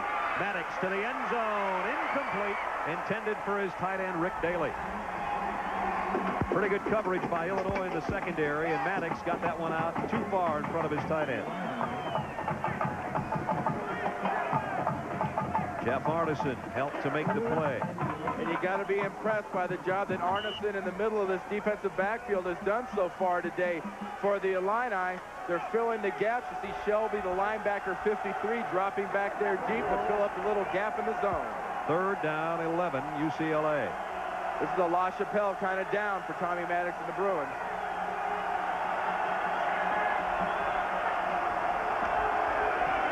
Maddox in and out of the hands of Paul Richardson, incomplete. And that Illinois defense fired up by what they've done the last couple of downs. They're going to force a field goal attempt. And we talked about Fred Cox working at that cornerback position for Crumpton, 18, who's been out. And Cox, 15, get in there and laid one on Richardson right on the chops. Luis Perez, who hit from 32 earlier. This one will be from 36. He's got to put a little golfer's draw on this one, Brad, going into this wind. From the near hash. Bonds to hold. High snap handled well. Kick is high and way, way off the mark. When I mean wide right, I mean way out there someplace. No good. It's kind of like wide tunnel right. This is how a coach feels when his field goal kicker misses from 36 yards away. Still 3-0. You gotta be kidding, he says. Ooh, it took a cold morning like this one for me to discover a really great hot cereal for my family. And who would have expected? It's grape nuts. I just pour grape nuts, add milk, and microwave for a minute. It's got a warm, smooth, hearty taste that's so delicious we all love it. And grape nuts is fat-free. It's the perfect way to help keep us all going on a cold winter's morning. Hot, delicious grape nuts. Try it for yourself. Hot or cold, breakfast with Post Grape Nut cereal helps keep you going strong all morning long. We know how hard you work. We'll work that hard for you. We believe in putting people first in everything we do. Every time we fly, every mile of sky, everything we do. USA, USA begins with you. It's been almost 2 hours. Tom. He was just going to the store, wasn't he? No, Kevin. He does this every time. He's your brother. Well, you gave him the keys. The Toyota Celica, rated by brothers-in-law everywhere as their favorite car to borrow. I think I see headlights. Saturday, the fired-up Falcons battle the force of the Redskins. Sunday, Emmitt Smith ignites the Cowboys against Barry Sanders and the Lions. The playoff battles explode on CBS. UCLA leads Illinois 3-0 in the John Hancock Bowl. Coming up at halftime on college football today, the San Diego Chargers have a new head coach. I'll have a look at who's #1 in college football, reports from the Orange and Rose Bowls, and a preview of the Mobile Cotton Bowl. Plus the Illinois Band all coming up at halftime. All right, Mike, thank you. Illinois, after the missed field goal, working from its own 20-yard line, trailing 3-0. Two tight ends set for the Illini. And it's Fagan. Wow. Did he take a shot? Malone is there. So is Othello Henderson from the secondary. And now's the time the Illini offense is going to... The Illini only have one timeout as they try to move the ball down here at the end of the second quarter. Othello Henderson's a guy that Terry Donahue thinks is going to be the next great safety in the UCLA scheme. His great-grandparents were English teachers, hence the first name Othello, as they were Shakespeare fans. 10-4-2 in the 100 meters on the UCLA track team. So he's got quite a package he's working with. 2nd and 8. Verduzco rolls his pocket and fires back to Wright across the middle. And it's Henderson who made the hit, but Wright got the first down. Wright took a shot right on the hip, right in the sort of right buttocks area there from Othello Henderson, but holds on to the ball, and a great job of concentration by Wright there. You know, I'm sorry, Brad, we haven't seen Verduzco moving this pocket around too much. Right there he did. He finally got that little rollout back in there and got a chance to get a nice open lane to his receiver. The times he's been effective is either with the rolling pocket or the deep drop. Here's the roll to the left again. This time he's in trouble, and he's going to take off with it on his own. Across the 40. And out to about the 42-yard line goes Jason Verduzco. Illinois trying to get down and score something before intermission. As you see, we've got 2:17 left in the half. The Bruins by a field goal. And look for Verduzco to keep going to John Wright.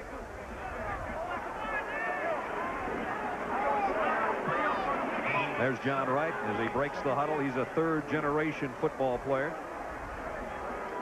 Verduzco got 8 yards on the scramble. It's 2nd down and 2. John Wright's a third-generation Illini football player. Right. Each team with only one timeout left. Verduzco to Camino Bell out of the backfield. And he's into UCLA territory at the 47-yard line. 11 yards, first down. They move the sticks with 2:02 and the clock temporarily stopped. When you talk about the job Verduzco's doing, what he has to work with, look as he throws over the lineman, loops it over a couple linebackers and into the hands of Camino Bell. Deep drop by Verduzco, and fires near side, intended for right and broken up. Carlton Gray over there covering.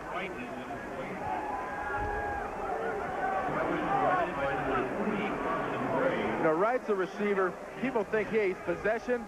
He's quick. Watch him stop this pattern and come back to his quarterback. A little out comeback. Just can't quite hold on to it, and that makes Jason Verduzco 8 for 15 for 93 yards and 1 interception. There's a guy that broke it up, Carlton Gray. Almost had his 11th interception of the season earlier this game and broke that one up nicely. It's 2nd and 10 at the 47 of UCLA. Illinois with less than 2 minutes to work. Verduzco fires far side for right, and he comes down with it at the 40-yard line, and now, wait a minute, they're going to say he's out of bounds. You know, that's about a 35, 40-yard pass across the field, and it sails a little on Verduzco. If it's a little lower, Wright's got a chance to get that foot down. A little too high, and he was just wide. Boy, that is close. So it brings up 3rd down and 10. Illinois may or may not be in 2-down territory to try to pick up this 1st down and keep the drive alive. Still a lot of time left in the half. 1:49. I think they are in 2-down, Brad. They got to get some points here to close this half off. Verduzco broke 1 tackle, broke another, and then goes down at the line of scrimmage. It'll be 4th and 10. Michael Williams finally made the stop. I think if you take a chance, you take a chance here. Shows you why we're not coaching, huh? And Lou Tepper's decided, well, you guys stay in the broadcast booth. I'm going to punt it. There's Jason Verduzco. This guy's a little fired up right now. He's the kind of quarterback, if he's not in a good mood, you won't see a lot of coaches and players getting his way between the phone and the field. So Forey Wells in punt formation. LaChapelle's back at the 10-yard line for UCLA. I don't think you fake a punt when you've got this far to go for it. 4th and 10. I don't think you fake it. I think what you do is you kick it into the open side of the field, try to keep the ball out of LaChapelle's hand and hope it dies inside the 10. And you use all the clock you can, and then you take the penalty and the 5 yards and punt it with 51 seconds to go. Lou Tepper from Illinois gets his Fighting Illini in the locker room here at the halftime, Brad. He's got to tell these guys, you got to be happy. It's 3-0. We've stopped them. We've played well.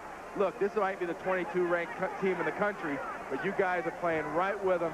Don't give anything to these guys to help you beat them. A reason to be happy. UCLA has been in Illinois territory 5 times this half, and they've only have a field goal to show for it. Wells punt. End over end. LaChapelle lets it go, and it goes in the end zone. Touchback. 52-yard kick. Terry Donahue now. His troops will work from their own 20-yard line with 40 seconds left. Yeah, we talked at the beginning of the game, Brad. Terry Donahue telling his team it's not enough to go to a bowl game. You got to win the bowl game. And when he gets his guys in the locker room, he's got to say, look, it's very simple what we're doing here the first half. It's execution. You're not following through. You're getting drives. You're getting down in the scoring areas. And then you're kind of going into a brain lapse. You're pretending, sure, you had a lot of fun. Sure, this is a great place to have a bowl game. It's a friendly crowd and very receptive people, but you got to finish your drives off. Draw play inside. Kevin Williams, who has checked back in. And he got 3 yards. 30 seconds left. The Bruins going into let's not make a mistake mode, deciding, you know, 3-0's fine. We'll take that for a halftime lead.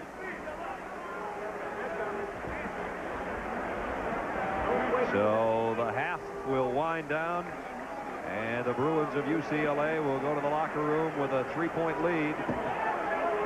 Terry Donahue's troops have a Perez field goal at their advantage, but that's all so far. That's the end of the first half with the score, UCLA 3, Illinois Lou Tepper hustles his troops to the locker room at the end of the first half. Our score, the Bruins of UCLA 3, Illinois nothing.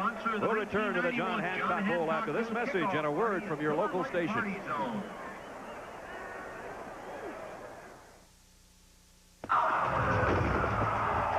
I knew stress was part of the job. But my first day really put me to the test. By the evening, the stress gave me a headache that was so bad, I didn't think the pounding would stop. Thank goodness one of the doctors gave me Tylenol. Imagine, with all the pain relievers they have at the hospital, they use what I use. It made a real difference. Then I could too. Tylenol, the pain reliever hospitals use most. State Farm sells life insurance. And when we start you out with a life insurance plan, our job is just beginning. You see, we're there after you buy the policy, keeping in touch as your life changes, listening, explaining, answering your questions, helping you keep your life insurance plan up to date as your needs change. State Farm agents are there to start you right, and we're there to keep things right for the people you love. State Farm sells life insurance. This is CBS. This is a wall side window. It's different from any other window you can own. It's better because we build our windows with a lot of skill and the finest materials available, including Ford glass. We install this window to be sure it fits properly and looks great. Wallside is also the company that services this window. The same company that guarantees it. If you need us, we're here at Wallside. And Wallside is a company that will sell you this window for as little as $199. Call Wallside now for a free, no-obligation estimate. Highland's New Year's Day sale. We're kicking off the new year right with special one-day-only prices. Like this GE two-door refrigerator with cycle defrost, just $299. And this VHS VCR with 6-event, 14-day programmable timer, just $149. Plus, 6 months same-as-cash financing. Highland's New Year's sale, New Year's Day only, 10 a.m. to 6 p.m. Now this is a sale worth celebrating. Hello, 1992. Robson Furniture brings you our greatest sale ever. It's happening for 17 hours only. New Year's Day, Wednesday and Thursday. 17 hours only for the first time ever. We bring you our greatest sale ever. It's our 60% off sale. Everything goes wall to wall. Buy $500 in furniture, pay $200. Buy $1,000 furniture, pay $400. And where was that, kid? Robson Furniture, Plymouth Road, 1 block west of Telegraph, 8 Mile and Dequindre Belma Shopping Center. Congratulations, Central Division champions.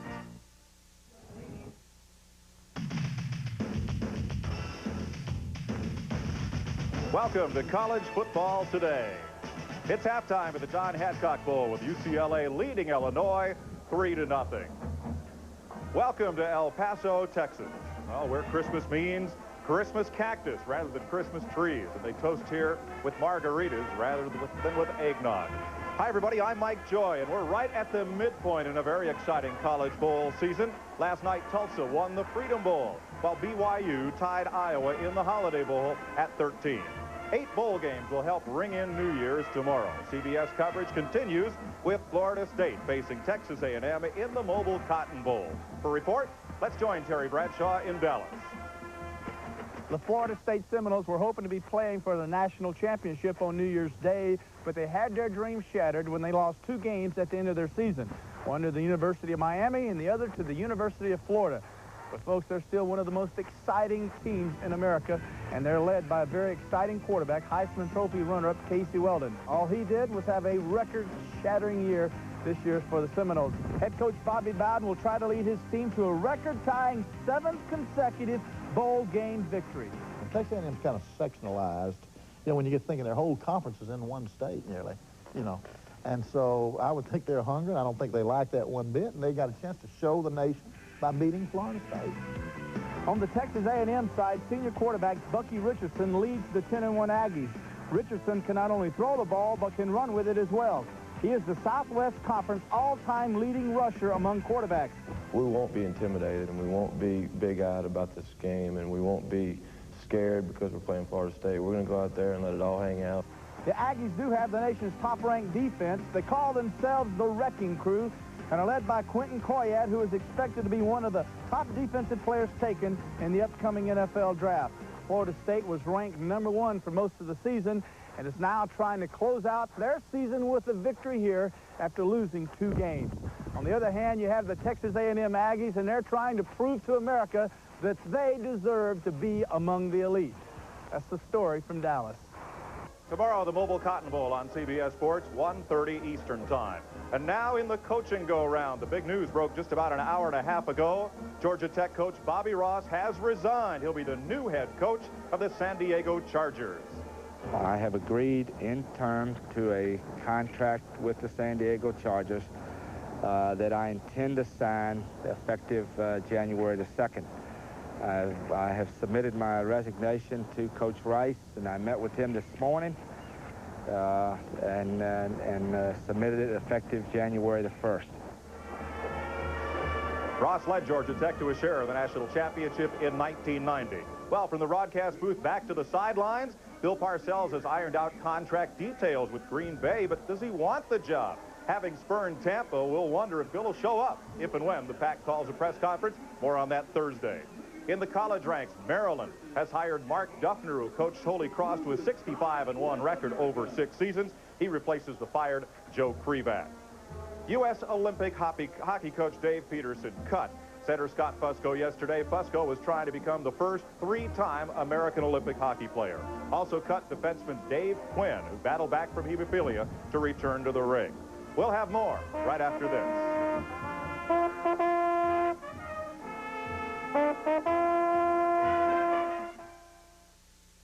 Just when we started winning, I ended up wrenching my knee. For pain as bad as this, I used to take aspirin or Tylenol, but today I take Advil. Advil relieves my pain, yet it's gentler to my stomach than aspirin. Advil, advanced medicine for pain. A recent Department of Energy study reveals that most American homes are under-insulated. And that means you. To find out what's right for your home, call Owens Corning at 1-800-GET-PINK. I made it home last night, finally, after an hour on the freeway.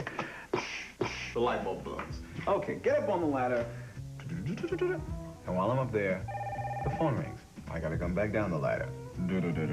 This guy's promising me big savings if I leave AT&T. No way. Big savings. So I tell him, listen, I'm not paying a lot now. With AT&T, I don't have to question, I don't have to worry about my long distance. Give me a break. It's just not AT&T.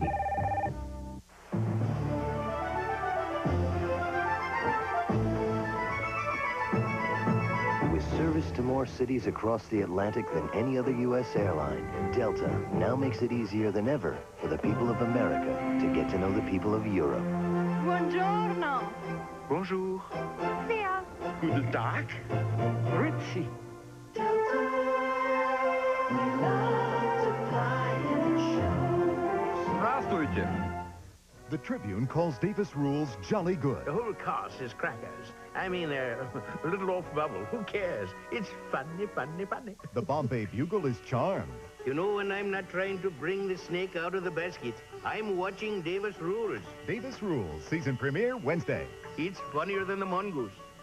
CBS Tequila and Benetti Police dog auditions. I don't need this job. I think I'm at the wrong audition.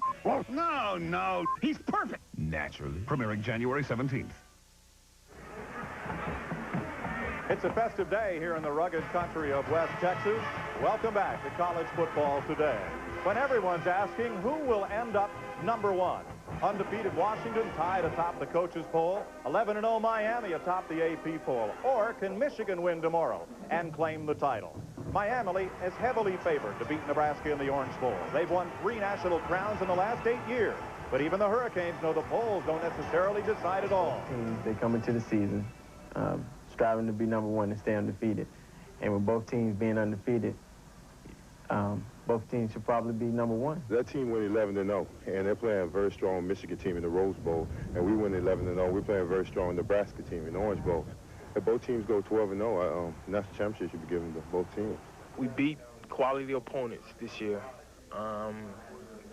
It should be in nobody's mind that, you know, we're not #1. There's just no way that a team ended up 12-0 if we're fortunate enough to play well against Nebraska and beat them in the Orange Bowl, that we should at least not tie for the #1 spot. There's just no way. Well, we can't worry about, you know, what Washington's going to say about us. All we have to worry about now is beating Nebraska, and you know, the national championships, it's in our hands right now. All we have to do is go out there and take care of business on January 1st. Now, on the other side of the nation and this story, the Rose Bowl, where Washington meets Michigan. Lee Zeidman brings us this report from Pasadena. They call this the granddaddy of all the bowl games, but it's been 18 years since the Rose Bowl figured in the national championship equation. I don't want to get carried away with the #1 thing until after we beat Washington, then I'll start talking about it. We know that we would have no chance to be #1 if we didn't win this game. I think still that's the impact, is this still this possibility that we could be a national champion. Washington already makes a strong case for #1 with a perfect record and wins over 3 bowl teams. And I think if we win this, then I'm not going to lose too much sleep over it, even if we don't get a national championship. It's time to stop talking about Miami and give Michigan the respect they deserve. Steve Entman leads a tenacious Washington defense, and Michigan's ground attack could be hampered by a knee injury to center Steve Everett. But contrary to reports elsewhere, Everett practiced yesterday and could play. Michigan's biggest concern is attitude. I think last time we were out at the Rose Bowl, Bo's last game, I think the team was way too tight. We went out and we tried too hard. Heisman Trophy winner Desmond Howard has an idea to stabilize the squad. How about a pregame pep talk from former coach Bo Schembechler? Bo has spoken to us as a team 3 times during our regular season, and we were 3-0 as far as that's concerned. So I think having him here is something special. It's been an unusual week in Pasadena. Sunny Southern California has been nearly flooded by 5 days of rain, and neither team has been able to escape the storms, the rains here, or the hurricanes in Miami. I'm Lee Zeidman, CBS Sports. Let's go back to El Paso. Washington won't face Miami this year, but computers across the country have pitted the two teams. USA Today staged 100 games, Washington winning 53. The Seattle Post-Intelligencer had Miami winning 24-22, and Seattle radio station KJR not only ran their computer, but broadcast their mythic game. 6 seconds to go in the game. Brunell dumps back to pass, looking in the right corner of the end zone for Bailey. He leads. He's got it!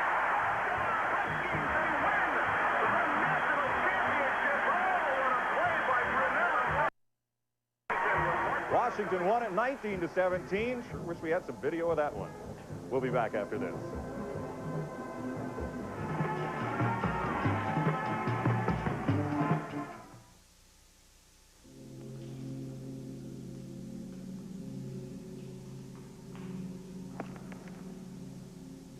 The Lexus LS400 has an extremely effective electronic security system.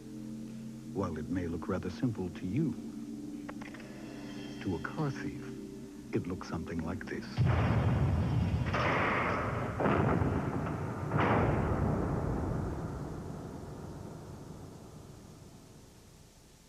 Head and Shoulders for my serious dandruff? Blue is better.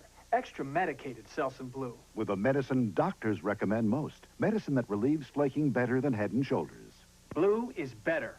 Selsun Blue, doctor recommended #1. We've added the leading cough suppressant to the proven cold relief of Alka-Seltzer Plus to relieve your cold and cough at the same time. New Alka-Seltzer Plus cold and cough medicine in the purple box. 2 kinds of relief from only 1 medicine. In 1908, one of the favorites in the great New York to Paris race was a motor car built by Siemens. That was then. This is now. Today, Siemens builds over 700 automotive products, from fuel injectors and microprocessors to halogen headlights. Siemens, creating technologies to keep America and the world moving in the right direction. Siemens, precision thinking. I think the demands on a student athlete are incredible. Based on the time commitments, based on the physical exertion, and based on the pressure that they operate under.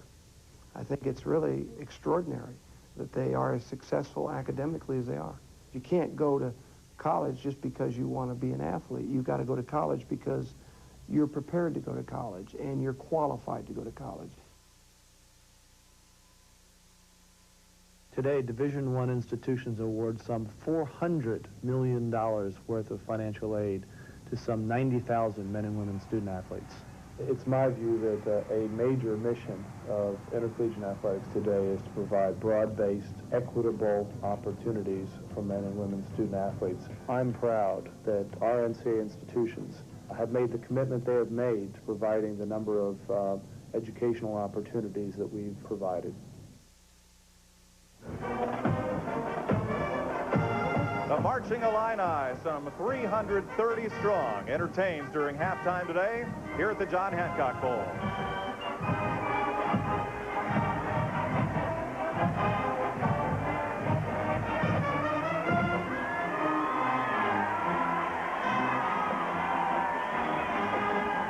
Just across the river from El Paso, the city of Juarez, Mexico.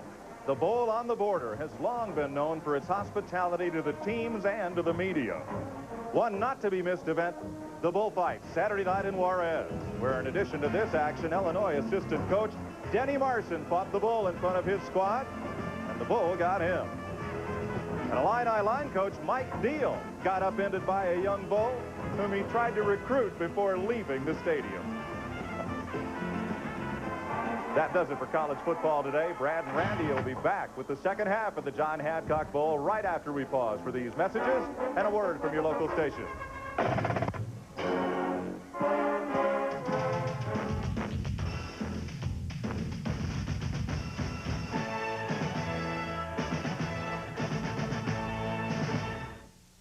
At the 58th annual John Hancock Bowl in El Paso, Texas, where the Bruins of UCLA leading by a field goal. Quite frankly, we expected quite a bit more offense. Brad Nessler and Randy Cross back with you, and you've got to credit the defenses with the way they've shut people down when they've gotten down in scoring territory. Exactly, Brad, and really the key has been field position.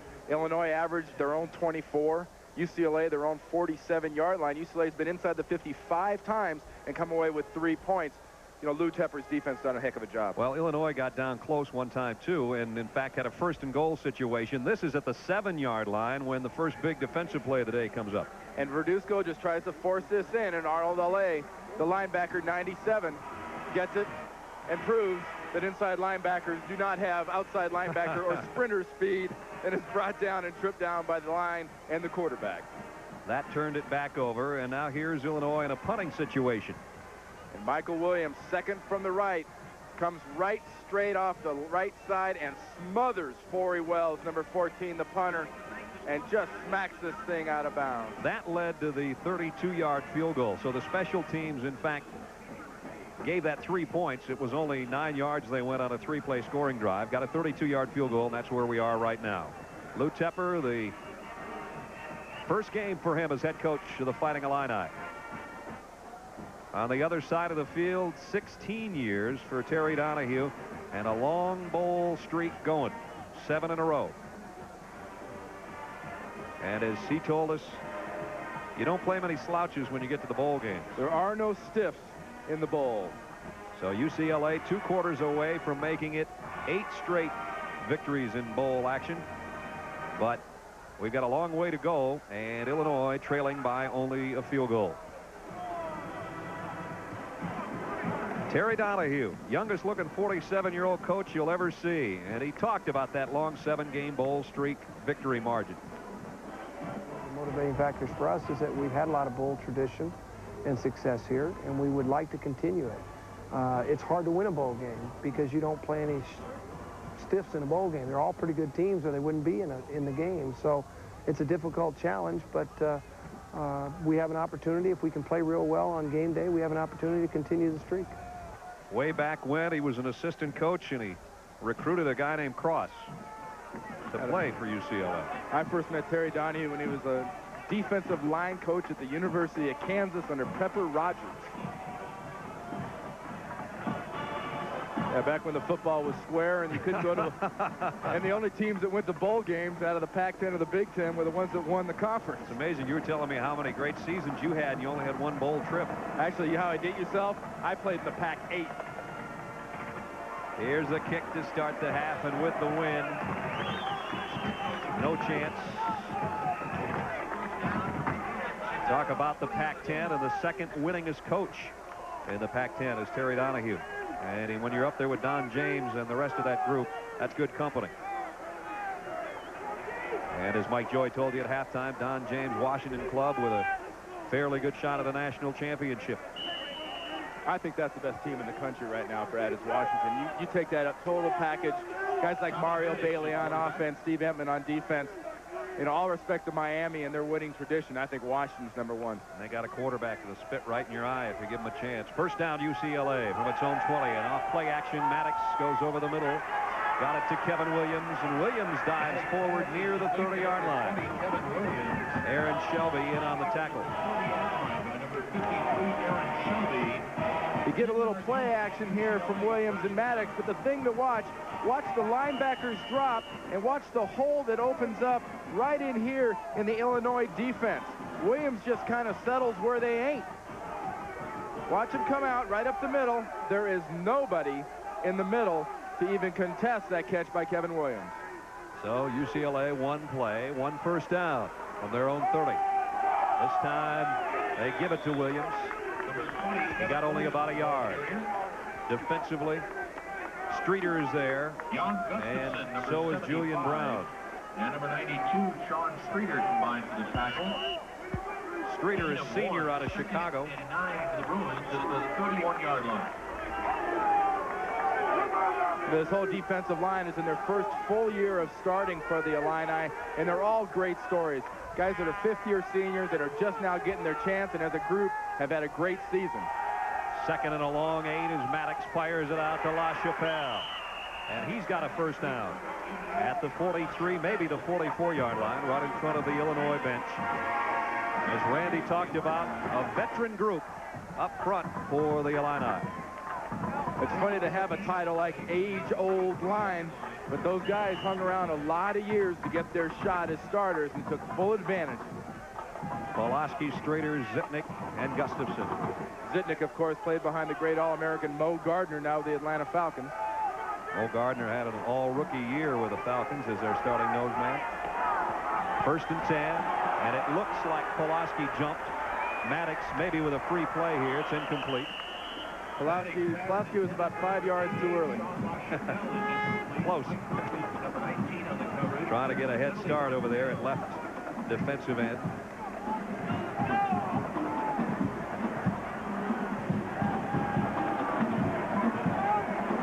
James Knight, our referee, have a little conference with his officiating staff before he'll make the call. 13:44 to go third quarter. If you're just joining us, UCLA leads this game 3-0.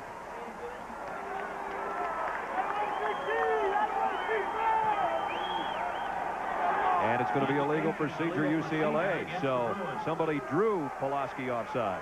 They drew, you know, a lot of movement in this Illini defense. This is a defense that likes to move around.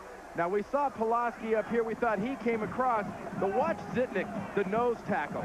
He starts cocked off one way. You get a linebacker. You get another guy cocked in there. Zitnik says, no, I think I'll straighten myself out. Pulaski starts. If there was a jump, I think the jump was in the backfield because it sure as heck wasn't on that line. That's what Terry Donahue's wondering right now. First and 15. Maddox got some pressure out of the flat.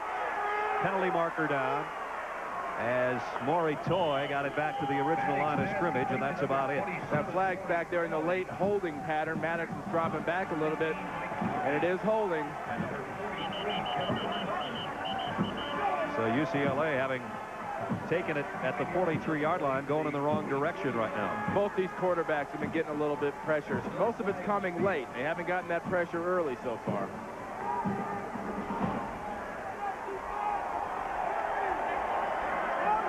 Holding. From the spot. Well, you remember the lonely Andy? There's the lonely quarterback. Sitting down there, he's got his phone next to him in case anybody wants to call him and give him any encouragement or play suggestions. We asked Gene Dahlquist, the offensive coordinator of Illinois, so what kind of kid is Jason? Is he a leader? Is he a vocal guy in the huddle? He says, to be quite honest with you, the kid's kind of hard to get along with, but he plays so well that that's gained the respect of his teammates. And he says they rally around him, but not because he's the kind of guy that's going to go in there and give you the rah-rah. First down and 33. I don't know how many plays Homer Smith has in his playbook for this. Might have the right one. LaChapelle to the 46-yard line. 26 yards. Fourth catch for LaChapelle. You don't always need the right play when you've got a wide receiver the size of a Sean LaChapelle at 6'4", 207 that can run like a punt returner. He is a punt returner, and when this young man gets his hands on the ball, he can flat out get it.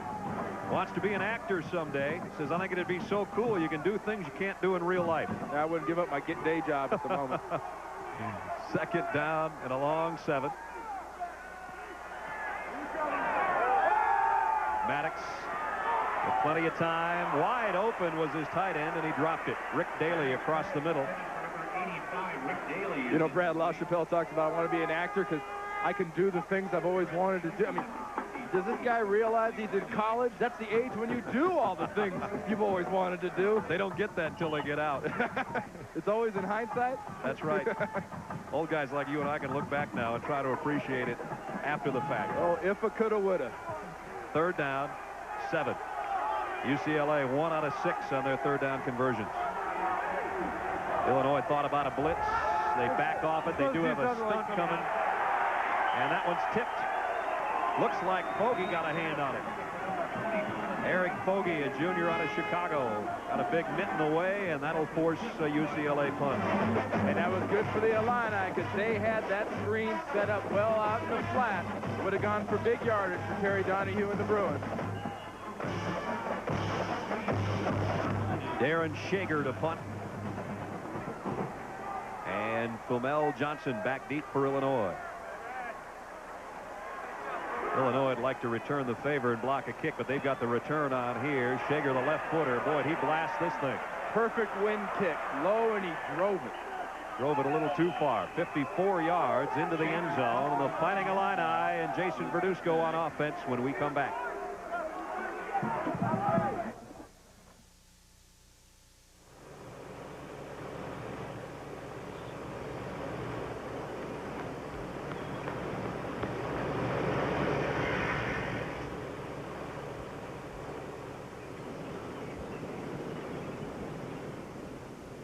We exercise, we eat right, we even quit smoking. So hopefully we're going to live longer, maybe a lot longer. Then one day we were talking and it hit us. Have we saved enough? I mean, do we have enough money to live to be 80 or 90 or maybe even 100 years old? I mean, who thinks about that when you go out for your morning run?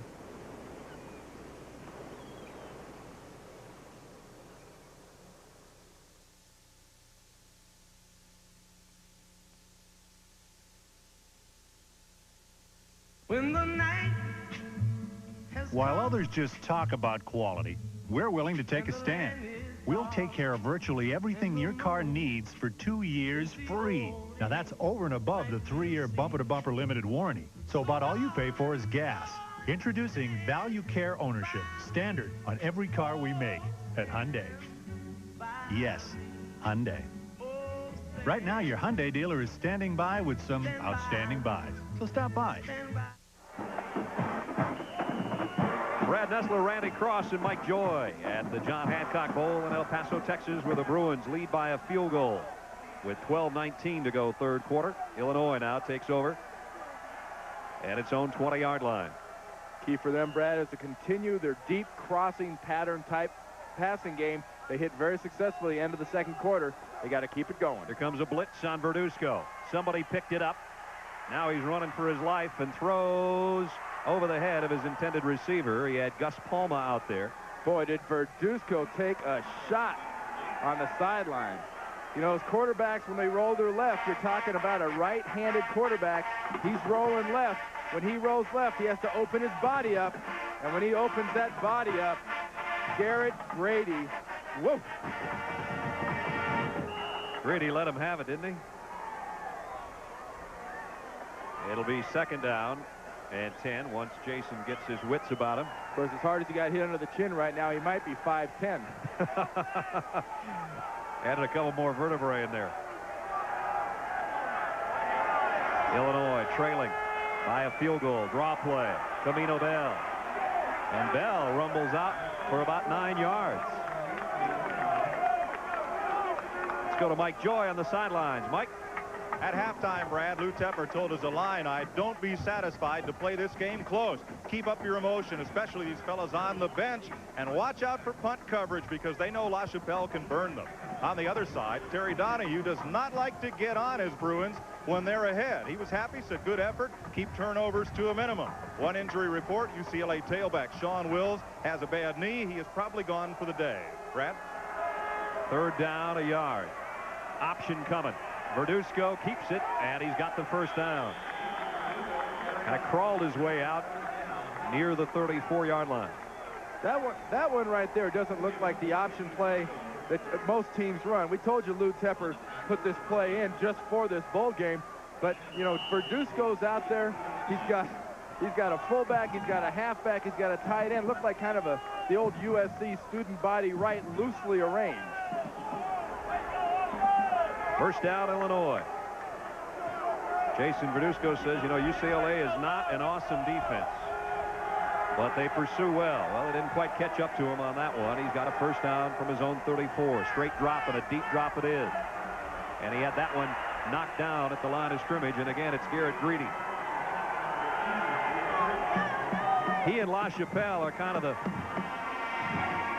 square pegs in a round team on this club. They're the loose cannons. They're the guys that do the comic relief around the ball club. And Grady gets some good air. Look at that. That's some good air time. Got a little leap in there. Now on the other side, tackle 72 Laster. Look at him working here. Just gets a good stuff job on Andre Farr. The amazing thing about this Laster, he wears a size 58 dress jacket. 50. I mean, I wear a 50. I thought I was big. I could camp under one of those babies.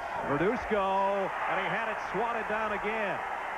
It's Arnold Alay once again with a big play. And a big game he's had. An interception. He's broken up a couple of passes. He seems like he's all over the field. And that's the nature of this UCLA defense. Some teams feature outside linebackers. Some teams feature linemen. This Bruin defense featured inside linebackers and rushes. And there's Alay getting in there and knocking it down. Out of Carson, California. And now it's third down at 10 for Verduzco at Illinois. Verduzco 8 of 19. He's missed his last 5. And he's had the last 3 knocked down.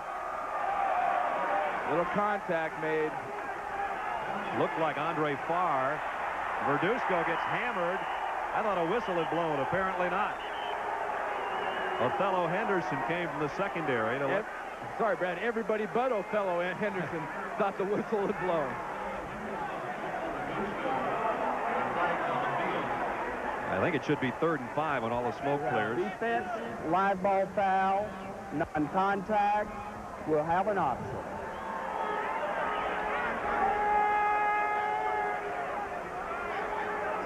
Right on the left side of the screen as Verduzco barks out those signals. There goes Andre Farr, 74. Makes that contact. They catch him across the line at the snap. 6th penalty against UCLA. And with 10:46 remaining third quarter, it makes it 3rd and 5 upcoming. And things like this tend to happen in sequence. When a defense makes a mistake at 3rd and 10, gives an offense 3rd and 5, I'm willing to bet you 70% of the time that offense turns around and baps it in there for a first. Here's a 4-receiver look, and Verduzco from the gun. Fires to John Wright, and he got the first down. But only by about a yard. Darby ran him down in the secondary. But John Wright picks up the first down, Illinois. But that's the advantage, Brad, of being in a 3rd and 5 instead of a 3rd and 10. You run your receivers, and their patterns get shorter. You're not talking about a 10, 15-yard pattern. There comes Wright, who was working out of the slot, not the outside, and he only has to go 5 yards, not 10, and he can get in front of the zone instead of having to worry about getting in the crease behind it. John's grandpa, Bob, played in 1935. His dad left Illinois as their all-time leading receiver and then spent some time with the Detroit Lions.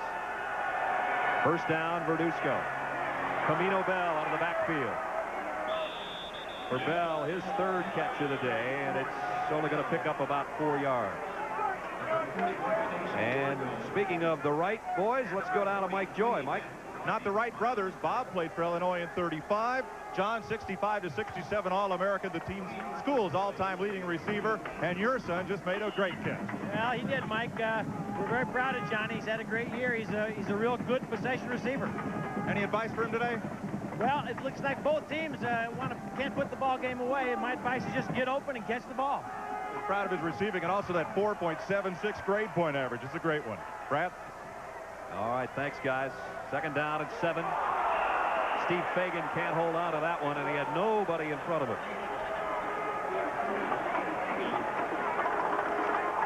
Don't forget, coming up Saturday on CBS Sports, we get things going with the Washington Redskins home at RFK, where they are not beaten often. Trying to get to the NFC title game. The Falcons looking to reroute that Saturday. The last word before kickoff. The NFL today starts at noon, and then college hoops follows NFL football. University of Connecticut and the same Fighting Illini of Illinois. 3:45 on the road to the Final Four, college basketball. So that's a big doubleheader for you Saturday here on CBS Sports. I want to talk about a tough college basketball conference. How about the Big Ten this year? Boy. Verduzco over the middle, incomplete. And it was Gus Palma out there. Jameson Verduzco overshot him, brings up 4th down. Surprise of the Big Ten in basketball has been Michigan State, off to a 10-0 start. You throw in all those young guys at Michigan who are just scary to watch. They're so good. You got the Illini off to a great start. You got Ohio State. And then you got Bob Knight's Hoosiers. Oh, yeah, Indiana still plays basketball, don't they? Yeah, they do. Here's a punt coming up. Corey Wells, who's done well after having his first one stuffed. Hit this one a mile in the air, not that deep. LaChapelle comes up on it, makes a fair catch near the 25-yard line. 8 minutes, 58 seconds to go third quarter. Still UCLA by a field goal.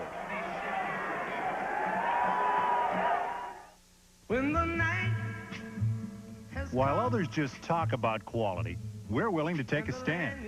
We'll take care of virtually everything your car needs for 2 years free. Now that's over and above the 3-year bumper-to-bumper limited warranty. So about all you pay for is gas. Introducing Value Care Ownership, standard on every car we make at Hyundai. Yes, Hyundai. Right now, your Hyundai dealer is standing by with some outstanding buys. So stop by.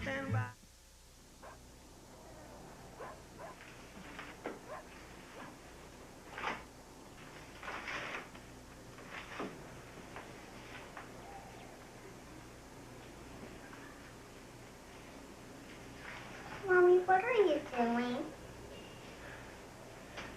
Well, sweetie, where Mommy works, some people are losing their jobs. Eric's dad lost his job and they had to move.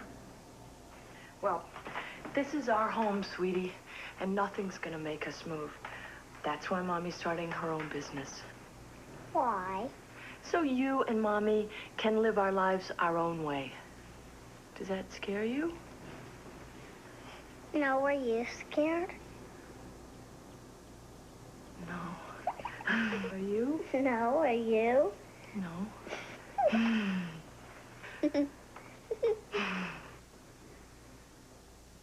Real-life stories about villains, victims, and heroes. I'm trying to change the lives of people. Stories closer to home than you think. Ed Bradley hosts Street Stories, Thursday, January 9th. UCLA by a field goal, just under 9 minutes to go third quarter here at the John Hancock Bowl in El Paso, Texas. First down for the Bruins at the 25-yard line. And as you heard our PA announcer say, first down Bruins, their own 25-yard line. Williams and Toy in a dual backfield behind Tommy Maddox.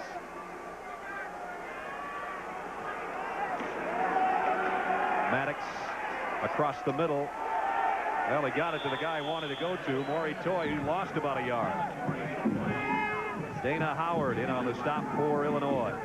Lou Tepper, first game as head coach at Illinois, but he's been around football a long time.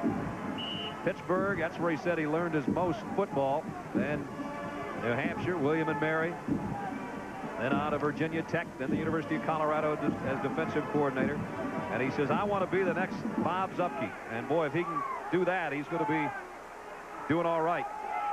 Zuppke 4 national titles as head man of the Fighting Illini. Maddox off play action. Fires. It is intercepted. Picked off by Mike Hopkins.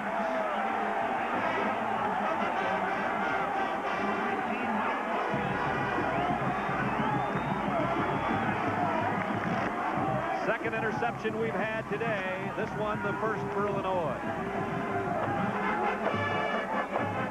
That pass was intended for Sean LaChapelle, but Hopkins, the man who says his life's aspiration is to walk on the moon, wants to be an astronaut, has to wait for more earthly matters, steps in front of this pass intended for LaChapelle very nicely. Good job. Maddox got good protection, but that was a case of forcing a ball to your favorite receiver. He should not have thrown that to LaChapelle. LaChapelle was covered the whole way. At the 40, first down, and John Wright's got it for Illinois at the 26-yard line. 15-yard pass play.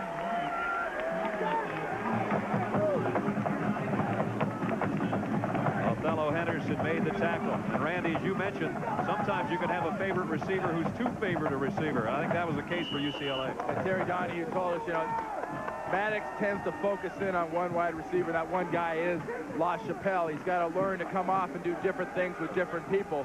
And we just saw Jason Verduzco hit Wright, his favorite guy, the last 4 or 5 weeks on a nice crossing pattern. This is the best opportunity Illinois has had to score since the first quarter. Out in the flat, Camino Bell. Great defensive play. And a penalty marker down as Randy Cole made the hit. Well, Cole got in there, wrapped him up. Good arm and finger strength holding him back like that, but might have gotten a little piece of a face mask. Yeah, I think you're right.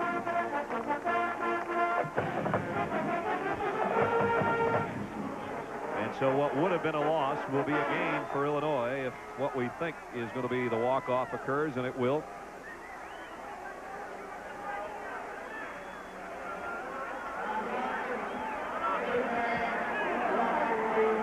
James Knight's microphone doesn't come on, but it is a 5-yard face mask penalty, moving it to the 20-yard line of UCLA.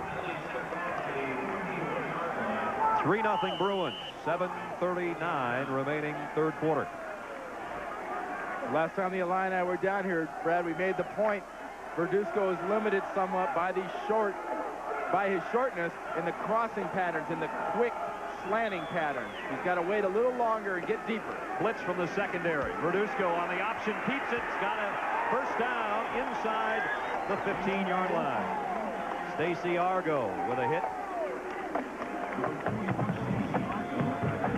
Watch it from a defensive secondary standpoint. The thing to watch, there is some serious cracking and popping going on this field. Verduzco wants to run it. Look at that hit. Another hit. You see bodies flying over the top of the pile. Here's a nose guard trapped in a quarterback's body.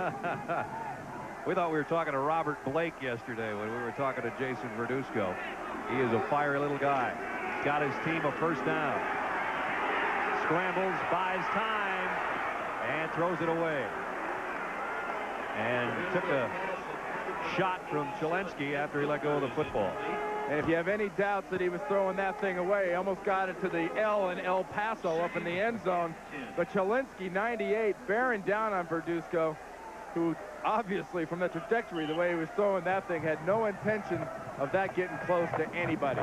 You know, this is the guy, Chelensky, 98, that has been the biggest surprise and the biggest addition and the biggest plus for these Bruins the last couple of years. He's made the world of difference. He is a big physical kind of guy, 6'5", about 270, and has the ability not only to rush, but stuff the run. Fagan to the 10. Steve Fagan, number 40. And it'll be third and long. Stacey Argo again in on the tackle. Come on out! Let's go, man! Illinois has been down here close before. Before Ale's interception snuffed what would have been a touchdown. Now they've got 3rd and 8 at the 10-yard line. And you saw number 5, John Wright, running back into the huddle. This is his type of situation. Look for Verduzco to give him every chance on this play. Verduzco, incomplete, intended for Fagan. He was well covered. Carl Greenwood from the secondary was all over Camino Bell. We have a flag down, though. And that pass seemed to be tipped a little bit as it was being thrown over the defensive line, deflecting it down. Indication is illegal man downfield. The illegal man downfield is a preliminary indication we get.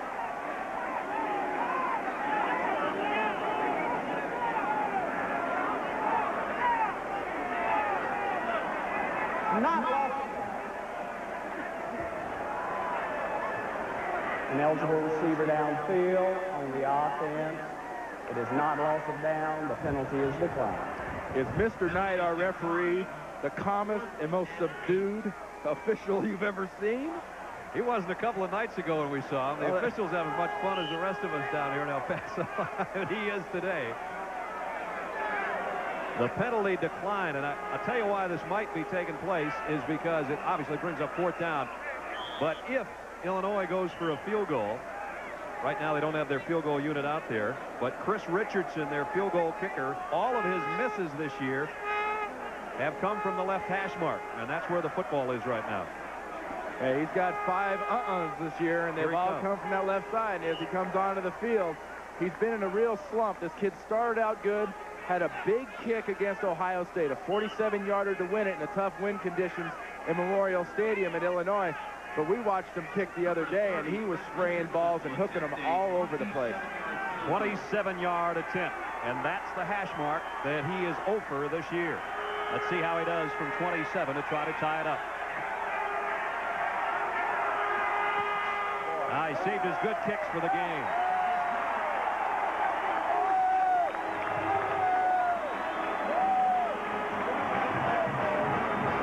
Chris Richardson from 27. And we're tied at 3.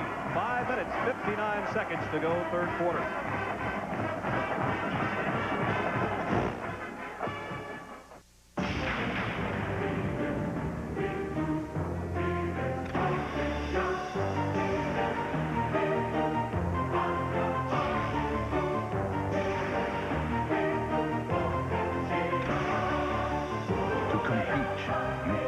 Strong. To win, you've got to be smart. Maybe you can be one of us, the few, the proud, the Marines.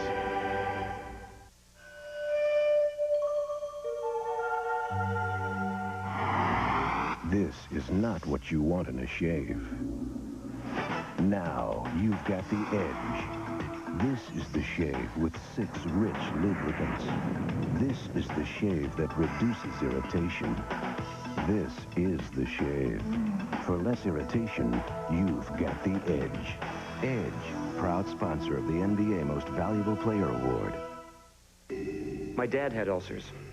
So when my stomach started acting up, I was afraid to go to the doctor. But the pain wouldn't go away, so I went. Was I relieved when my doctor said Mylanta? He said it was indigestion, not an ulcer. And my kind of indigestion called for a strong medicine. Mylanta is strong medicine, strongly recommended. In fact, Mylanta is the antacid doctors recommend most. My doctor said Mylanta. Saturday, the fired-up Falcons battle the force of the Redskins. Sunday, Emmitt Smith ignites the Cowboys against Barry Sanders and the Lions. The playoff battles explode on CBS. Chris Richardson, who just hit a 27-yard field goal to tie the game. He's a freshman, but he doesn't lack for spunk.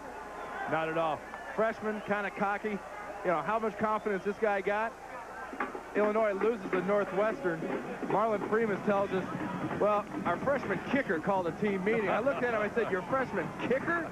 I mean, no offense to Mr. Richardson, but if your freshman kicker's got to call a team meeting, maybe he had a point. There was a problem. That's right. Brian Adams and Ricky Davis back deep for UCLA. We're tied with just under 6 minutes to go, 3rd quarter. Richardson with a wind at his back. And he line drived it to Davis at the 4. Great return ball. And Davis up to about the 27-yard line before Steve Nelson makes the tackle. Scoring summary, Perez following the blocked field goal by Michael Williams put UCLA in front. It was 3-0 at halftime, and just moments ago, Chris Richardson capped off a 30-yard drive in 5 plays to even things at 3 apiece. Jason Verduzco waiting for another chance, talking to his troops on the sideline.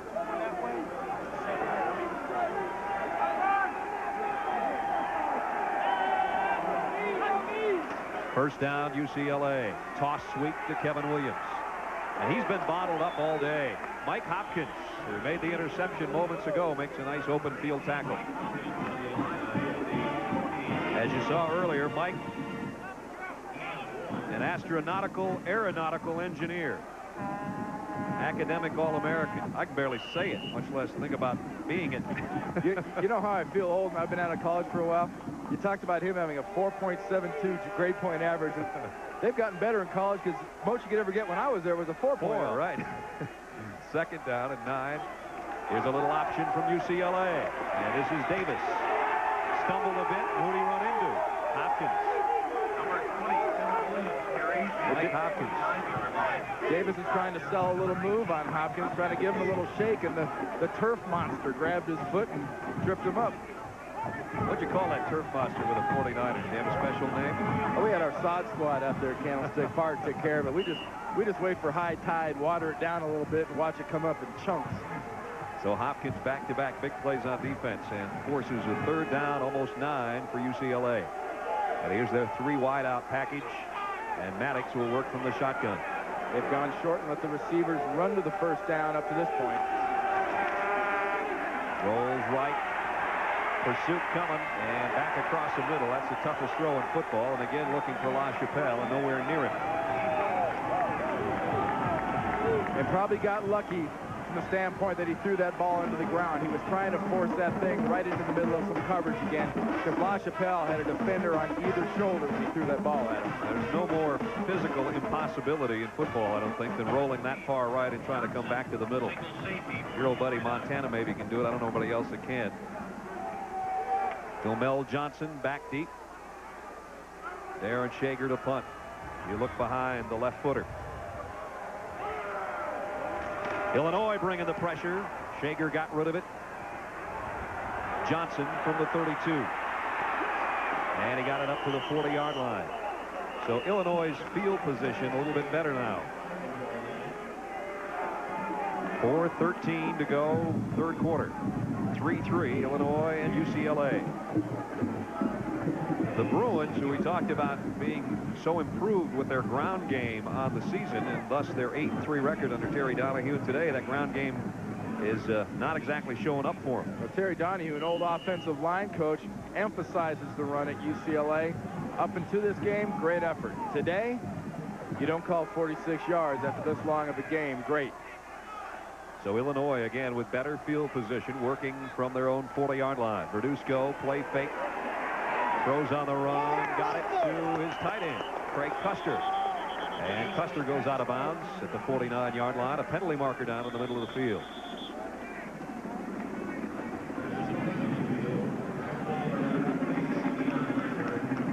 And Jason with a little equipment repair. I think we've got a holding call coming up on Illinois.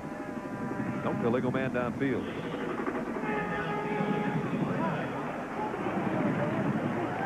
There's Marlon Primus coaching. Giving his points to Lou Tepper. Say, now, Coach, on their defense, if we'd attack them more a little bit in the inside, just behind the linebackers. Downfield offense, 5 yards, repeat the down. So it'll be 1st and 15, back at the 35. Lou Tepper says they handed me a contract, expected me to look it over and find a lot of loopholes. He said the only thing I said is add my wife's name to the list on the plane, and my 2 kids each get a bus ticket for the close games in the Big Ten, and I'll sign this thing. That was pretty easy.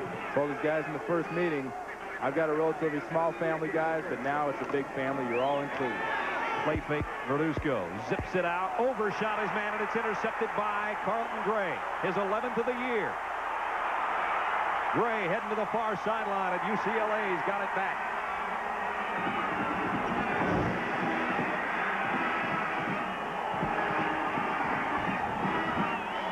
11 picks on the year, not too bad. Not at all. And the Bruins get another break, Brad. And can they finish it off? Can they take advantage of Jason Verduzco overthrowing a pass? You know, and talking to Jason Verduzco, he says, I like to throw the deep outside, the deep inside pattern. He gets a little bit of pressure from the inside, from Andre Farr, number 74, but he clearly throws this one over Turner's head and Carlton Gray, who made the point to us, you know, cornerback is part swagger, it's part guessing, and it's part luck. And that was luck. He was just right in the right place on an overthrown pass. Carlton will take it. First down, UCLA at the Illinois 44-yard line. Tie game, late third quarter. Inside handoff, and not much on the ground again. That time, it was Maury Toy. New team record, 11 interceptions. He had an interception in each of his first 5 games this year. He's a communications major, so he'll sit and talk to us on the sideline a little bit down there, too. We talk about communication. Verduzco on the sideline, checking upstairs, saying, now, I know I overthrew it, but where should I gone with that thing? Second down and 9. Bruins from the shotgun is Tommy Maddox. This time he's got his man, Davis, over the middle. And Davis got it to the 40-yard line. Still going to bring up third down and long, though. Third and about 6. And Davis has been making some moves, but Julian Brown, number 60, came up there and kissed him as soon as he turned around after that catch. Ricky Davis. Ricky's only his nickname. In fact, his given name is Daiquiri Dwayne Davis. He says, I have no idea where Mom came up with that one. His grandfather nicknamed him Ricky. Number 31 in the UCLA offensive attack. It's third down along 5. Was he born on a cruise ship? I have no idea. Maybe it was New Year's Eve. Tommy Maddox with the audible hand signals to his wide receivers. Throws over the head of his intended receiver, and that one's almost picked off. That one should have been picked off. That ball was put up there by Maddox, and I believe it was again Julian Brown got a chance to dive in front of that thing and should have had that interception. Brown, a senior, 6'3", 227, your prototype size for an NFL linebacker. And out of a football factory area, East St. Louis, Illinois. Look at that, clearly overthrown. Well, I take that back. That's a tough catch. That's a very, very tough catch. Nice job just getting close to that thing. Shager now will try to knock one down close. Lays it up into the wind. Got too much of it. Touchback.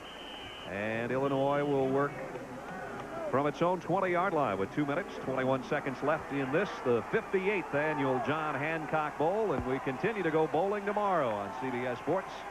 The Seminoles of Florida State and their high-powered offense taking on the Aggies of Texas A&M from the Southwest Conference. And they love their football in the Mobile Cotton Bowl Classic. That is tomorrow, 1:30 Eastern Time, here on CBS. These guys are doing a great job drumming the CBS theme, aren't they?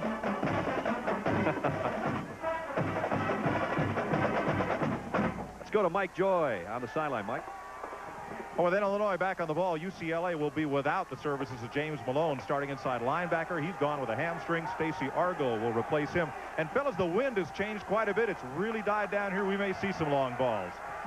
Jason Verduzco on first down is going to put one up. Maybe not.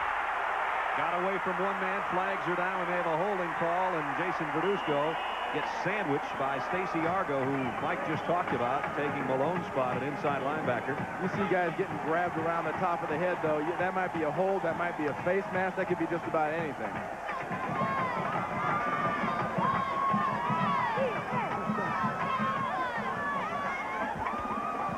James Knight will straighten it all out. Offensive linemen get desperate when those quarterbacks start moving around. I think you called it, Randy. UCLA's backing up.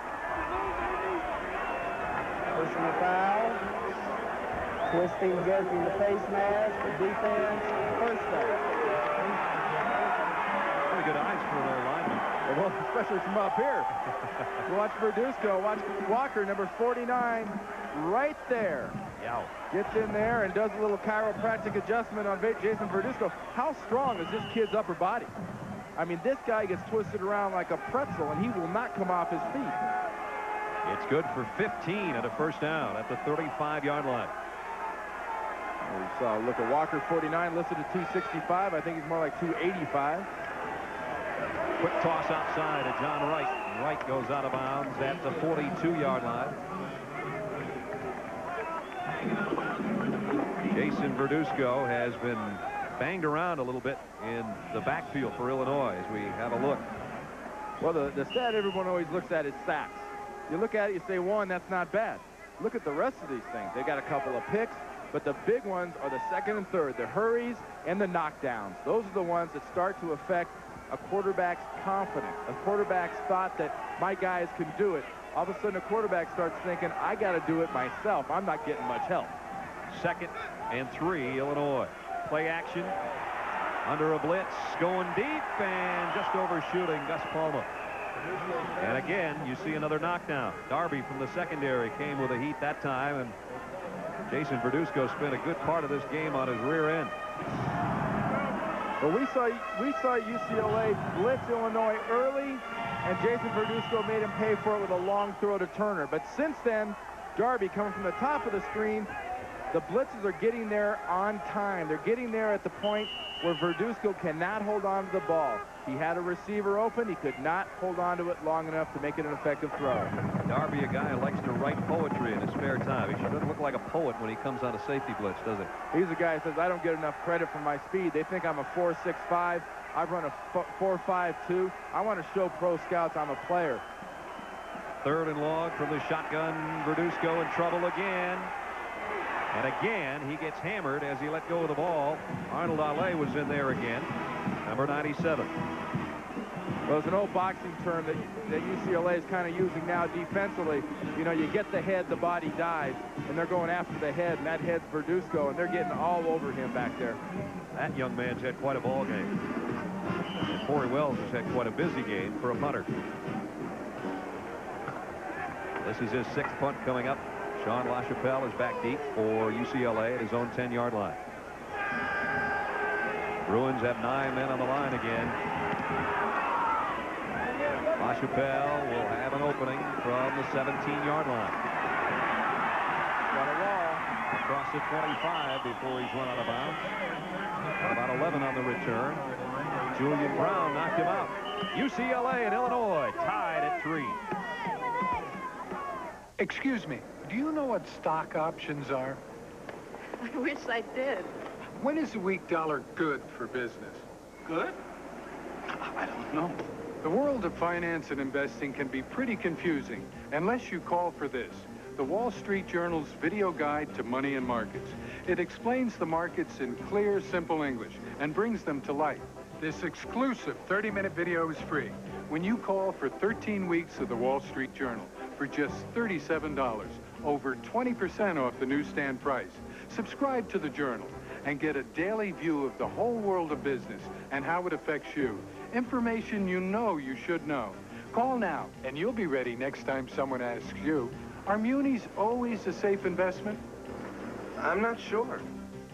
Call toll-free 800-227-3400 for 13 weeks of the Wall Street Journal and your free video on money and markets. That's 800-227-3400.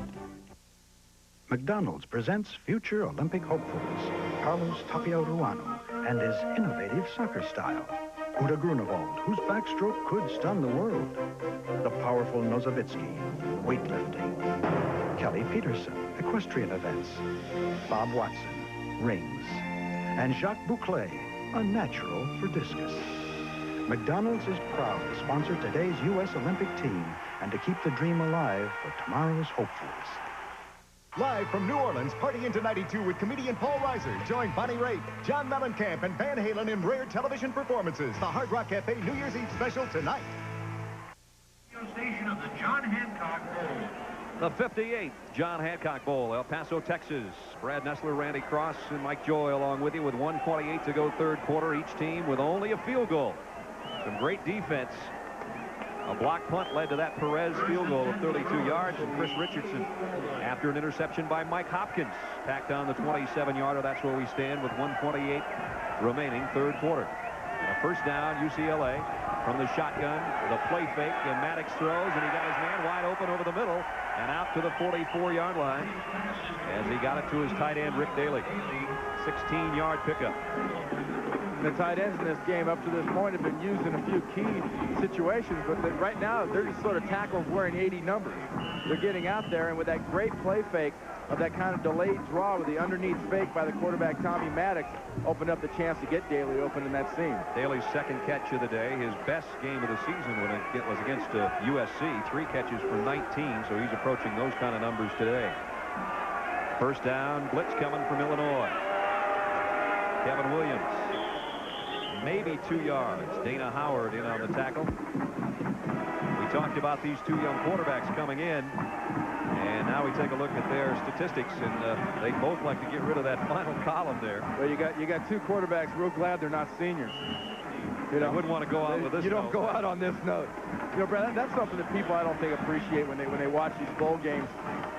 There's a lot of guys on the field. In fact, the majority of these kids on the field today, this is their last chance. Very few people, when they have any kind of profession, know when their last effort's going to be. For a lot of these guys, this is it.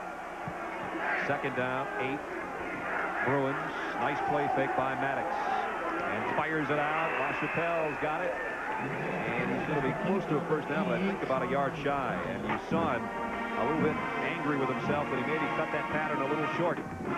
That play will bring the 3rd quarter to a close in El Paso, Texas. 5th catch of the day for LaChapelle, but UCLA a little bit short of the 1st. End of the 3rd, we're tied, Illinois and UCLA in 3 apiece. And we'll be back to the John Hancock Bowl after this message and a word from your local station.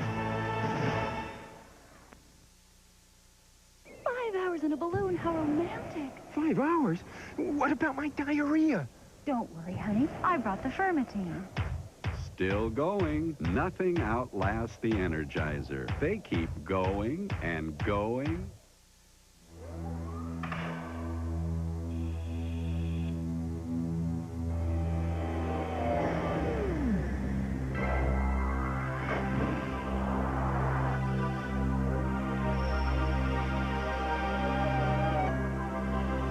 Acura would like to pose the following question. Could your heart benefit from the use of another 24 valves?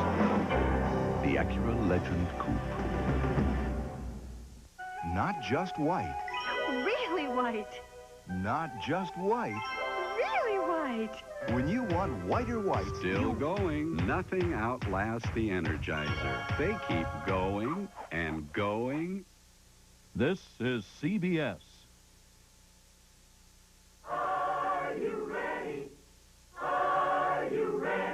Are you ready for 2-9 financing or up to $750 back on Ford Escort? That's 2-9 financing on Escort. Plus, save up to $1,400 with option package discounts. Hooray! The Great Ford Sales Event means great savings on all new Ford. Yes, we're ready. Fairlane, Michigan east of Greenfield, Roy O'Brien, 9 Mile and Mac, Ed Schmidt, Woodward between 8 and 9 miles. The next day or free. Now, that's the Meyer photo promise. Did you know they processed over 96 million prints last year on time, as promised? Still, there's always a chance you could get your pictures free. Anything's possible. This week, capture all your holiday moments at the Meyer Photo Center for low, low prices. And save 20% on all film processing, like 99 cents for 12 exposures, 3-inch Sigo prints with certificates from this week's Meyer insert. Meyer, more choices in Kodak color watch quality. Meyer, the store built on common sense. You must remember this. A kiss is still a kiss. A sigh is just a sigh. The fundamental things apply as time goes by. For timeless memories, ask for Kodalux processing. Unlike standard processing, a unique scanner gives you 20 times more detail for sharper images. As time goes by. Kodalux Processing Services, because time goes by. The Lions take on the Cowboys Sunday at 4 here on TV2. Coverage of the 1991 John Hancock Bowl is sponsored by John Hancock Financial Services. Real life, real answers. Mylanta Antacid. My doctor said Mylanta. And by Chevrolet, the heartbeat of America. The cars more people depend on. Set to start the 4th quarter here at the John Hancock Bowl in El Paso, Texas. Tied at 3. And a 3rd down and short situation for UCLA. It's going to be close. Going into that play, the Bruins were 1 of 9 on 3rd down, and it would appear they're going to be a little bit short on this one.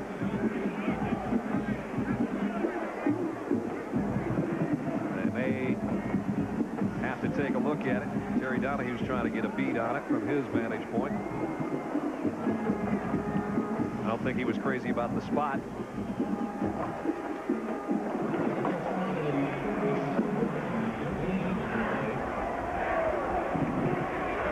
That comes up a little bit short, and this is a situation you got to think that the Bruins have got to punt this thing. They've got the wind working for them. Try to pin Verduzco and the Illini back. Look like they're a foot or two short. Let's see when they stretch the chain. Whole yard. We want to take this opportunity to say thank you to all the people who helped make the 1991 John Hancock Bowl possible. Representing the Sun Carnival Committee, President Nathan Christian, the Executive Director, Cricket Mush, Chairman of the Host Committee, Jimmy Rogers Jr., Lee Wilson, the Game Day Committee, Pageant Committee, Becky Kistler. Special thanks to John Hancock Financial Services President Bill Boyan, and the University of Illinois and their SID departments, Mike Person from University of California at Los Angeles. The Sports Information Director is Mark Dellins. Our thanks to all of those guys and the many, many folks in El Paso who have made our state so pleasurable. Here's a punt. And mishandled. Who's going to come up with that one? Dog pile. UCLA.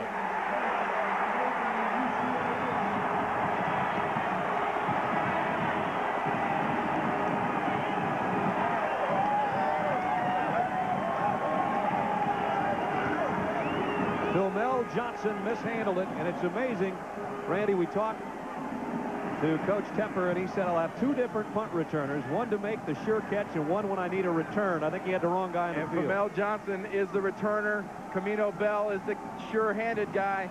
And Shager hung that thing up there, got a little wind twist on that ball, and look at him. You don't think this punter, Shager, isn't a little bit happy? UCLA at the 11-yard line of Illinois.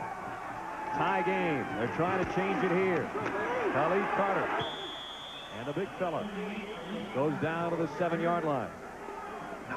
Big Khalif Carter getting a little running ugly in there. Wasn't particularly well blocked. It bounced off about 3 or 4 of the Illini on that run.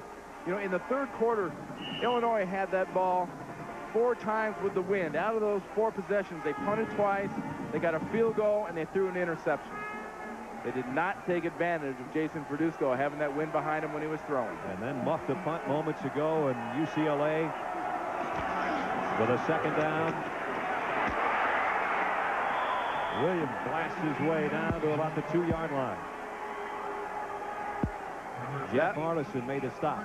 That was a big hit. Crowd could hear it all the way up at the top. I mean, if there's an airbag in the helmet, it opens on that one. The John Hancock Bowl in El Paso has yet to see a touchdown on this 58th affair. They're looking for one here with 13:15 to go, 4th quarter, 3rd down, less than a yard for UCLA. No frills here. You got to look for a power. Carter and Williams behind Maddox. Maddox wants to throw the slant. LaChapelle. He didn't get his feet down. Made the catch, but he's out the back of the end zone. And I think that was an audible, Randy, wasn't it? It sure seemed like it. You saw Tommy Maddox tugging on his shoulders, tugging on his face mask, and he and LaChapelle have a whole system of signals they give each other, and a good job by Cox. Number 15 did not give Maddox the angle that he wanted. LaChapelle goes up, but well out of the end zone by about a foot. And the fans here not too crazy about Terry Donahue's option to go for the field goal. Perez has already hit once today, a 32-yarder. This is a 19-yard field goal attempt to try to put the Bruins back in front by 3. And he's got it right down the middle. 12 minutes and 55 seconds remaining in the ball game. The Bruins have regained the lead, but still, it's only a 3-point edge. $5,000 for the baby. I'm embarrassed to take this. You could do something with it. Like what? Go on a cruise. If your mother and I want to do that, we'll do that. I can't pay this back. Pay it back by doing the same thing for your grandchild.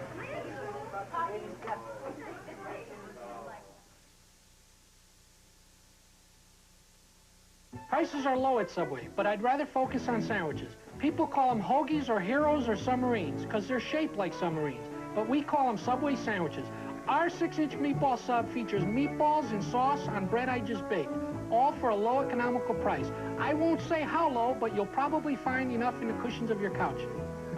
For 25 years, Subway has quietly made some of the best sandwiches anywhere, like the 6-inch meatball sub, only $1.69, only at Subway. My hands were steady, my eyes were clear and bright. Chevy owners get all the breaks. My walk had purpose, my steps were quick and light, and I held firm to what I felt was right, like a rock. Every 92 Chevy pickup, Astro, Suburban, and Blazer gives you anti-lock brakes standard. Chevrolet, the trucks you can depend on, the trucks that last. Oh, like a rock.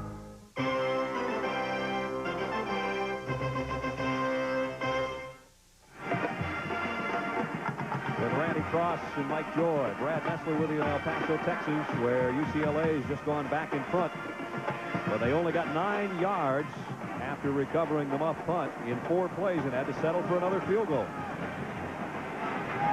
Sandiford a kick. Lynch and Turner back deep for the Illini. Clinton Lynch 5 yards deep in the end zone, chooses not to bring it out. You look at this missed opportunity. We talk about a possible audible. If they had something here in this soft area, count the bodies. White tackles here, but look at the linebackers. Howard and Shelby right in here inside. They would have filled. Maddox decides to throw it outside.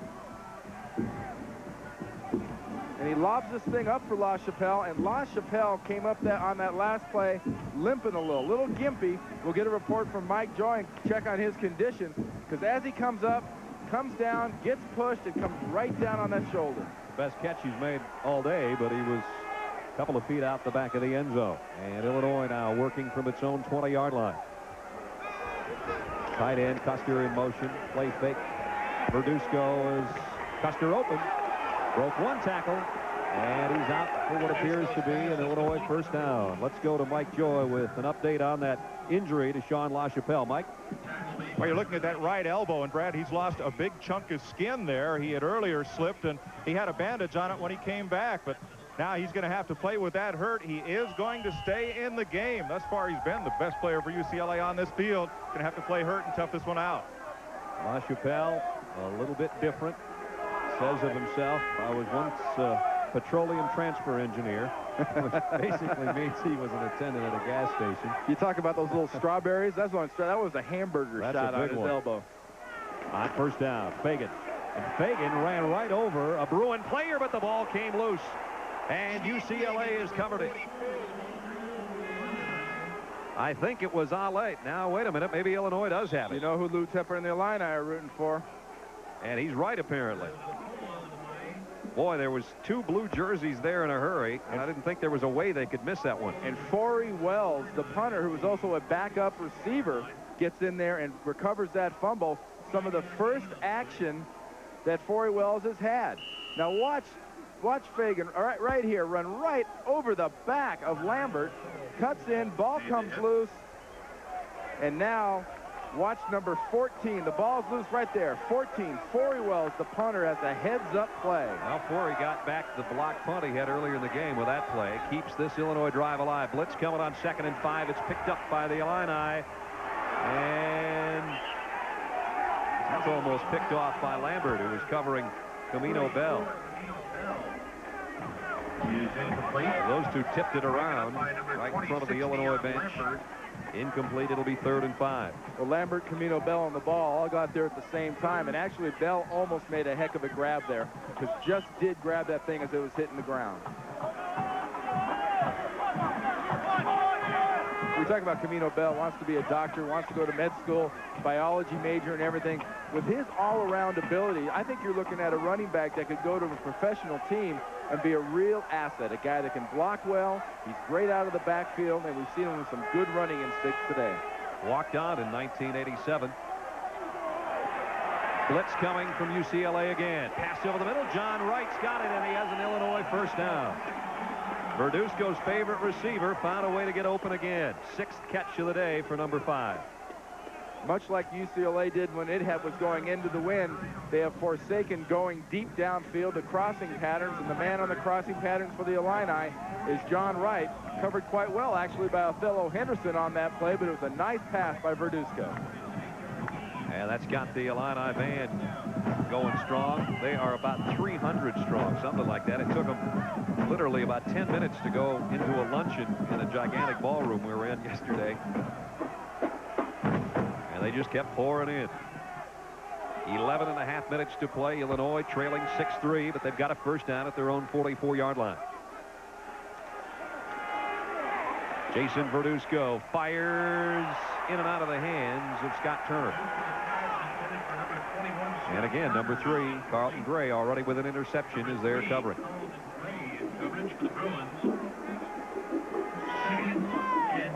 College football today and tomorrow on CBS, and then Saturday the NFL takes over. The Atlanta Falcons take on the Washington Redskins at RFK, and the last word before kickoff. The NFL today gets you started at 12 o'clock Eastern time. Last time out, it was all Redskins, but the Falcons had some key members missing, and they've got them back for that big playoff game. And you got it. Jerry Glanville and those Falcons will hold nothing back. I mean, they've got enough fuel to get there, and they're soldered into the cockpits. Those guys aren't holding anything back. On 2nd and 10, Fagan breaks into the secondary. He's got another Illinois first down. Gray makes the tackle, but Fagan rips off a 13-yard gallop. And the Illini back in UCLA territory. And the Illini have effectively run the ball against the Bruins today. Not consistently, but effectively. And Fagan here gets some good blocking from the right side of the offensive line, Laster and Pisak. And he just rambles through here, breaks and twists and runs. He came in 23rd on the career chart and just passed Bobby Mitchell all the way up to the number 18 spot. That run did it. First down, Illinois at the 43 of UCLA. Turner in motion. This time it's Bell. And Bell got tagged by Carlton Gray coming up from the secondary. Darby also. And Andre Farr and Brian Kelly from the defensive line. So that swarming UCLA defense stops Bell as he got to the 40-yard line. It was a good job by Andre Farr, 74, coming off the corner to stop Bell for a short gain. And something we weren't expecting coming in here. The Illini are the team moving the ball effectively on the ground. Lou Tepper and his defense have pretty much stymied and frustrated Terry Donahue, who's running attack. As we showed you earlier, UCLA only giving up 101 yards per game on the ground, and Illinois past that, and they're going to keep going to the ground game, and this time it's Fagan again. First down at the 31-yard line of UCLA. Stacey Argo, number 41, held on, but Fagan's got 9 more yards. And they stop being cute. The Illini have decided we're going to run this ball, and we're going to run the ball right in here. We're hitting a soft spot. And if we can't find a soft spot, we're going to make a soft spot. Pulling the right side to the left with a counter tray. Find a big gaping hole, and Stacey Argo has to come in there, or he is going for another at least 5 or 10 yards. Illinois, their 9th play of the drive that started at their own 20. They've worked it to a first down at the UCLA 31-yard line. Camino Bell. Bell got to the 30 where Greedy met him first, and he got help from his friends. So give him a couple. We're down to 9:20 remaining in the football game. It is 6-3 UCLA. And for the first time on a run in this drive, we saw 10 of the 11 UCLA defenders get over and get on the ball carrier that time. The only defender that wasn't there was Carlton Gray, and he was run off by Hopkins over on the far right side. Both defenses, obviously, with that score, have played extremely well, but I think the Bruin defense, as Randy just mentioned, knows that they can ill afford to give up a touchdown here the way Illinois' defense has been playing against the Bruins' offensive group. And when you're thinking field goal going into this win, they need at least another 15 yards for a sure thing for Richardson. Blitz coming on Verduzco on 2nd and 8. Trying to get it over the middle, and it's intercepted. Stacey Argo with a pickoff for UCLA.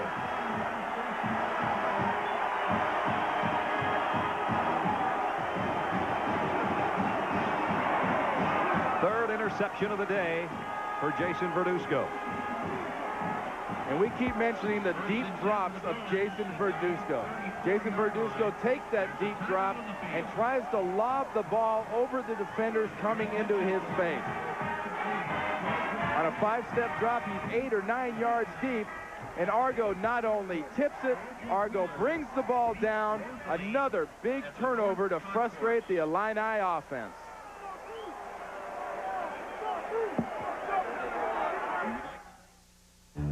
When you've got something precious to carry, this is one way to do it. Here's another. Chevy Lumina Euro Sedan. Engineered with 4-wheel independent suspension and standard anti-lock brakes. It's one way to help make sure your precious cargo is delivered safely. The cars more people depend on. Chevy Lumina. Family Circle's Domestic Family Car of the Year for the 2nd straight year. In weather this raw, don't take chances with chapped lips. Take Chapstick. Chapstick lip balm is serious medicine, made to help chapped lips heal fast, and healthy lips stay healthy. This winter, don't take chances. Take Chapstick. When it comes to making batteries that last, somebody's in high gear. Today's Duracell batteries can even outperform the ones we made just a few years back. You can't top the Comfort Top. Come to a place called El Paso, where a morning walk can become a conversation with nature. And a short ride can take you from a modern city to an ancient culture. A place where the West Texas sun rises over 4 centuries of history, and the sunsets go on forever. Come to a place called El Paso. Start the new year with a top 10 gridiron collision. Heisman runner-up Casey Weldon ignites Florida State against Texas A&M. The Mobile Cotton Bowl Classic, New Year's Day. I'm not sure. Was that your helmet when you played at UCLA? It was a big old bucket head. It fit me, that's for sure. Brad Nessler, Randy Cross, and Mike Joy in El Paso, Texas at the John Hancock Bowl, where UCLA leads 6-3 and just got the ball back on an interception by Stacey Argo. Bruins from just inside their own 35-yard line. Ricky Davis, little delayed draw, got back to the line, and that's about it. Let's go to Mike Joy on the sidelines. Mike? Brad Stacey Argo, who made that interception, was a redshirt freshman, was a starting inside linebacker, made freshman All-America, but since he'd been overshadowed by Malone in L.A., but defending against the pass, he's probably their best guy inside, and certainly showed it with that interception. That he did. His own individual tip drill, as Randy mentioned. The 3rd interception off Jason Verduzco today, giving it back to the Bruin offense as we look from behind Tommy Maddox. 2nd and 9.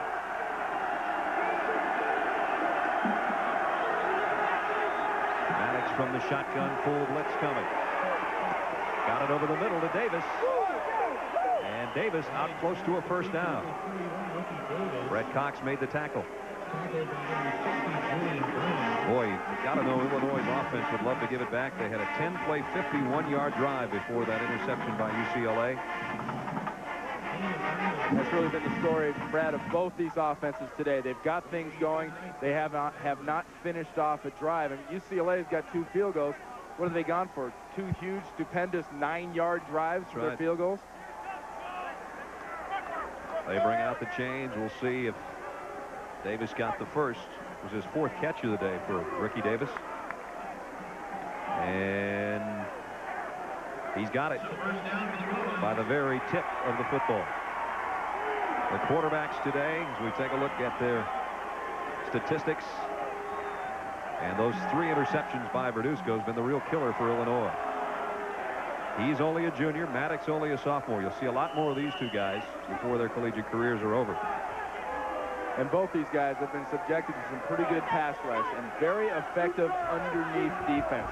When they get the pass rush on the quarterbacks, what they're doing is they're taking the quick, short, safety valve receivers away. Blitz and the option. And Davis this time carries it. Number 31, Ricky. And right now, UCLA would just as soon not get out of bounds, I would think, if they can get any kind of drive mustered, because we're down to 7 minutes, 20 seconds to play. And this is the time of the game for an offense. You've been stopped all day long. They've taken away your running game. If you want to get some semblance of pride, some semblance of a success, out of this game and you're a proud running team, now's the time to take the ball and pound it on the ground. 2nd and 9, UCLA. Williams and Toy now flank Maddox in the shotgun. Maddox in trouble, and Illinois got him. He got back across the line of scrimmage and picked up about a yard, so it's not a sack. Zitnik got to him, and now we got a little pushing and shoving going on. The UCLA players thought we had a late hit on Maddox after he was down, and now flags all over the place. And that flag's going to be on UCLA because there was no real reason to grab Brown like that and throw him down on the ground. Stupid play by the UCLA offense. Maddox is red hot right there at the top of your screen. He thought he was hit late after being flushed out of the pocket. Brad, quarterbacks think they should never be hit anyway. It's always a late hit on a quarterback.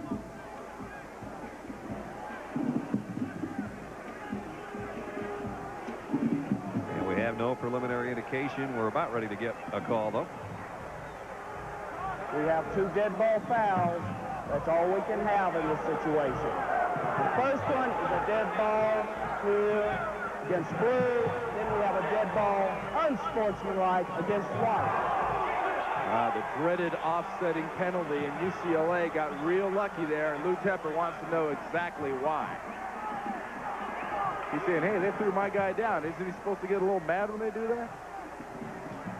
So penalties both ways with 6:57 remaining in the ball game. Don't forget tomorrow, the Mobile Cotton Bowl Classic here on CBS Sports as we continue our bowl coverage. Florida State, the Seminoles, taking on the Aggies of Texas A&M. 1:30 tomorrow. That's a way to ring in your new year. UCLA 1 of 11 so far on 3rd down. And they've got 3rd and 8 here.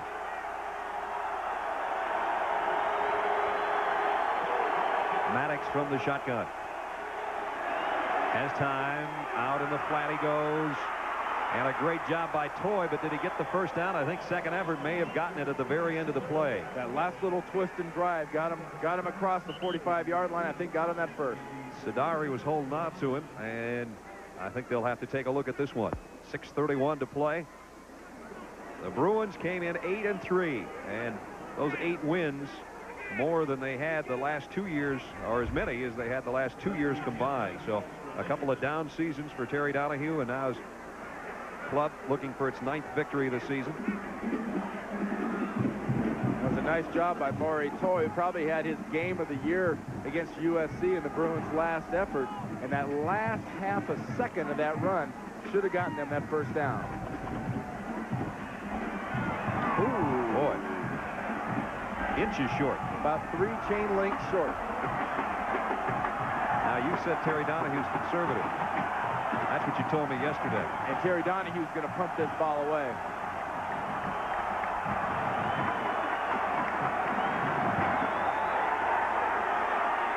Or will he? I might take that back. Look, Terry's going to go for it. And he's got his defense over there on the sideline. He's telling them, I'm taking a chance here. If they don't make it, don't make me look bad. 4th down, quarterback sneak, and I think Maddox got enough lean. You see Howard, 40 in the middle, doesn't like the spot. But from that spot right on about the 45-yard line, it would appear the Bruins have a first down. Gustafson came out of the pile with a football, but the last word will go to the officials. Talk about an inexact science. They're even switching footballs before they spot this thing down. It looks like a first down. It is. So Illinois tried to come up with the defensive stand, but the conservative Terry Donahue's quarterback got just enough lean at the 45-yard line. Tommy Maddox follows his center, Aaron Gideon, and gets just enough for the first. They continue to stay in the shotgun, but will keep it on the ground as Davis tries to sweep the right side. Got to the 40.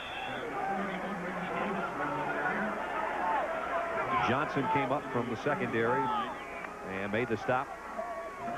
And now, as Randy mentioned earlier, if you have any kind of faith in your ground game, you just try to plug that last 540 away. 6-3 UCLA. This is where you tell your running backs, don't go out of bounds. It's the difference between making 2 yards and staying in bounds. Stay in bounds, keep this clock moving, and you got to tell your linemen, we're talking body surface, fellas. Keep your blocks and let the backs do their thing. Khalif Carter. And again, that was on a little draw out of shotgun formation. Got only about a yard.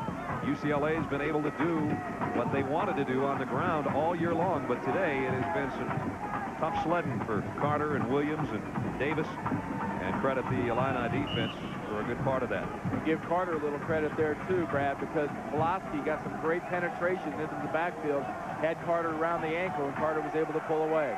If you decide to throw, you're taking a chance. 3rd down along 4 at the 39 for the Bruins. And Maddox again looks to both receivers. Gives him a little hand signal as he's apparently called an audible. Drops back to throw. Pressured, and he got it to the 32-yard line to Paul Richardson. And Richardson must have picked that ball off about a fraction of a second before the laces got to the turf, because Tommy Maddox was getting some serious heat up the middle. He had audibled. Howard was coming. Shelby's coming. Here's the throw off the back foot. Just does get it, and a good job by Richardson coming back to Tommy Maddox, who does a little celebration with his wide receiver. Richardson's first catch of the day, and it has UCLA at the Illinois 32 with a first down. Now they can go back to the ground game. Williams, a tailback in the Bruin eye. There he comes. Found an opening over the middle and got down to the 26-yard line. Pulaski in on the tackle for Illinois. Time running out on the Illini. Under 4 minutes now, Brad, and UCLA would prefer to run this ball in between the hash marks. Keep this thing simple with a lot of dives. They got Khalif Carter in there, fullbacks coming out of that I formation, just trying to drill the first linebacker and the first off-color receive. 2nd down along 4. UCLA at the 26 of Illinois. And there's your time remaining in the corner of your screen. 12th play of this drive. Williams want to get the first down and stay in bounds at the same time. I don't think he'll get the first down as Streeter ran him down. The Bruins try to keep a long string of bowl victories alive. This would be 8 straight if they can cap the remaining 3 minutes and hold on to the lead. And Terry Donahue's 8th win would move him into first place, at least temporarily, until the Mobile Cotton Bowl Classic with Florida State and Bobby Bowden tomorrow getting their shot at Bobby Bowden's 8th win. 3rd down a yard. So another gigantic 3rd down for the Illinois defense. I formation. Think it's a lead? Khalif Carter. Looks like he's got it. We'll wait until they unpile. For Illinois, they wanted to start a new era, if you will, under new head coach Lou Tepper. They looked at this Hancock Bowl and what they hoped would be a victory as starting a brand new page in the Illinois football book. UCLA just trying to turn number 9. And their new coach Lou Tepper is a defensive coach, and their defense has played very effectively up until this point, stymieing the UCLA running game, frustrating Tommy Maddox, where they've had their problem. Jason Verduzco, 3 interceptions, and the entire offense's inability to finish off drives and opportunities. How many big measurements can you have in one drive? First down, Bruins. 2:36 left. Lou Tepper, his debut as Illinois coach, is 2 minutes and 36 seconds away from going sour, but his troops defensively have really played well today. The Bruins have had it over 6 minutes. They took over at their own 34-yard line. They've used 8 minutes and 41 seconds, and there's what we've got left. Under 2.5 to go. UCLA by a field goal. We've had a key pass or two in this drive, but when you see 13 plays and 44 yards, you know there's nothing but smash mouth going on. You almost think it's going to take a turnover for Illinois now to have any kind of chance. And with that in mind, those running backs for the Bruins will be trying to hold on with both arms. And getting through and into the secondary, Kevin Williams, whose best running really now during the game is coming late. Jan Gustafson made the tackle. And Brad, you talk about them taking chances and trying to do things. They ran that ball in the middle. UCLA took advantage of them blitzing and got a few yards unlucky.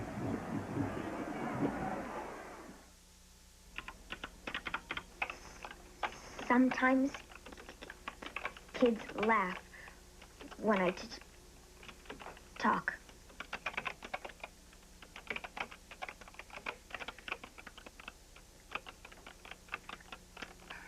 I hate words.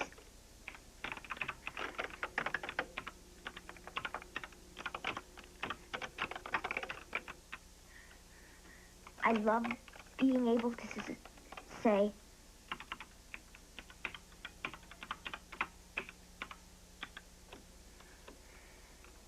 I want to be a writer.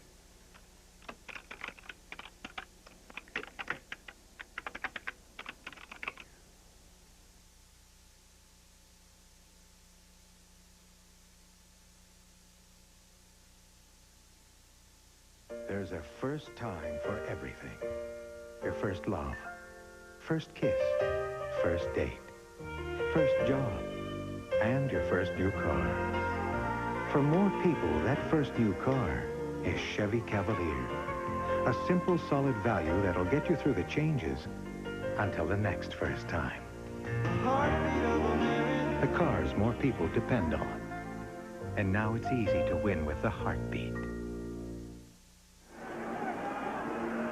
Tonight on CBS, it's Rescue 911, starting at 8 o'clock Eastern Time. Then it's a CBS Tuesday movie, The World's Oldest Living Bridesmaid. Donna Mills stars as a high-powered attorney whose life's turned upside down when she falls in love with her young male secretary. Oh, Donna. World's Oldest Living Bridesmaid tonight on CBS. In that last play, we talked about Illinois trying to take chances, keep it between the hash marks. How about keep it between the guards? Spalding, Wilder, and Gideon in the middle do a great job of just pounding this ball. Gideon comes off late right there on Howard, and that's an easy one. Put your hats on the defenders, make a soft spot, and give your back an easy 4 or 5. Back, give him 6 almost.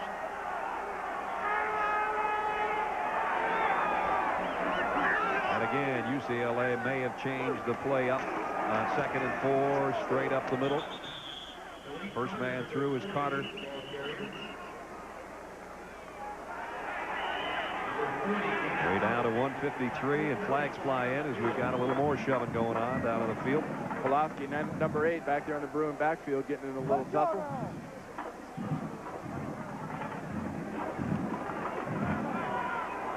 And apparently it is going to go against Illinois.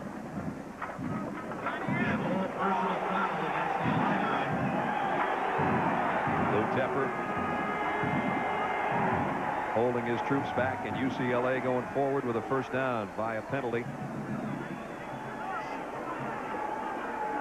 We're under 2 minutes. Here's a call. Dead ball, personal foul, against the defense, first down. And I think Pulaski was tossed, wasn't he? Here's our scoring recap following a block punt by the UCLA special teams. Perez field goal put the Bruins in front. The third quarter, Chris Richardson had the answer for Illinois to even it up. And then it was Perez again, this time from 19 yards out. That's where we stand at 6-3 UCLA, and Mike's all done for the day. This Illini defense is thinking turnover for their offense, but they're also thinking pride. They've kept the Bruins out all day. They don't want to give up 6 points here. First and goal, just outside the Illini 6-yard line. Down inside the 5 goes Kevin Williams. And we've got a timeout with 1:23 to go in the ball game. UCLA is among the nation's preeminent research universities. Faculty consistently receive national and international recognition for their academic accomplishments. UCLA students are considered among the nation's most outstanding scholars. Known for the superb quality of its libraries and collections and the beauty of its campus, UCLA is a place for continual academic challenge in a rich, dynamic environment.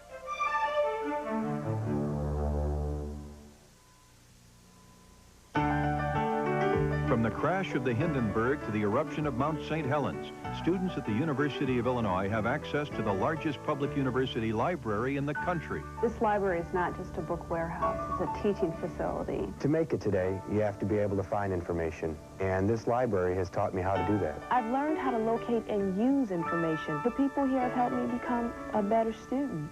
The library at the University of Illinois at Urbana-Champaign. 6-3, Bruins in front and about to win it, it appears. Let's go to Mike Joy. Brad, you got to feel for these fans from Illinois, and especially their band. They came to Texas to get some sun and some fun, and they're in the shady part of the stadium, 40 degrees and windy. And where are the kids from California? They're over here where the sun's shining, and it's 25 degrees warmer. Go figure. 1:23 left, and UCLA on the 17th play of this drive. They took over at their own 34-yard line. And they have taken it the length of the field and used the remaining clock. And time running out now on the Illini. 2nd and goal at the 4.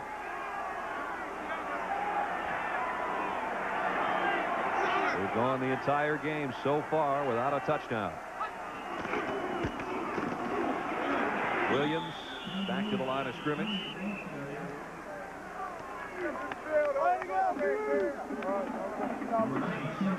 Good job by the Illini defense that time. Bruins went back up between those guards, and they stuffed that run. Illinois out of timeouts now, as they have just taken their last one with 1:19 to go. We've got a timeout as well. 6-3 UCLA.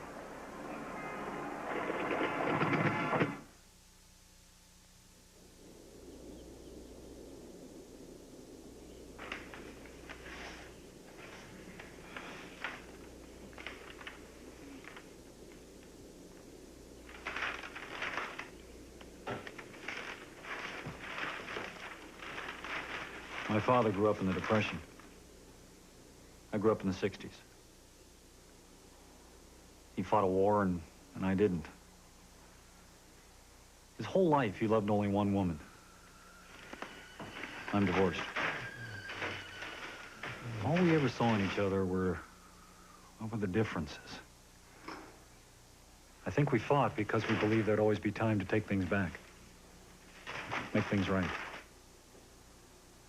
I think now's the time for me to do that.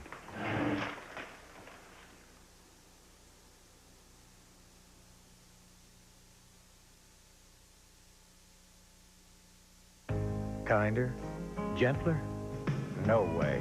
Like a rock, I was strong as I could be.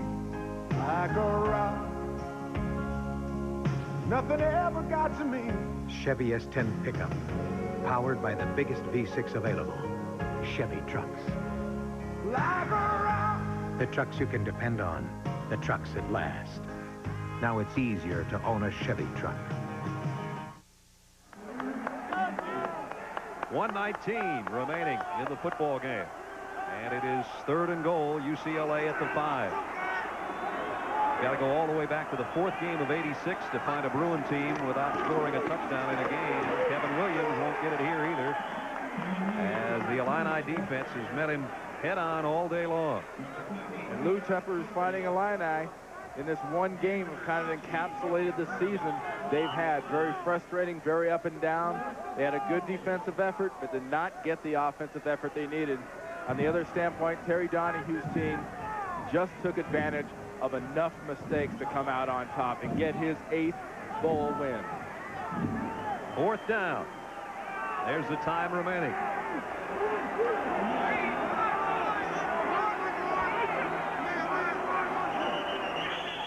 Penalty markers down if they take too much time. Play clock ran out on UCLA. Delay of game. Coordinating producer of college football on CBS Sports is Mike Burks. Today's game was produced by Craig Silver and directed by Mike Arnold.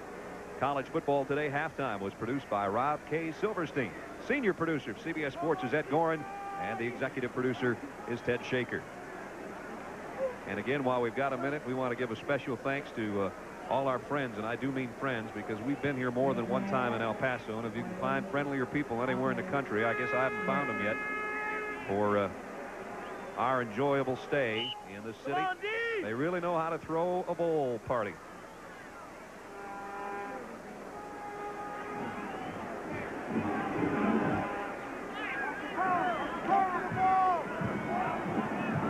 That's about Illinois' only chance. Think there's any give up in these kids from Illinois? Not at all. 4th down. Khalif Carter got it back to the 5-yard line, and the ball will change hands as Illinois got 32 seconds and no timeouts with which to work.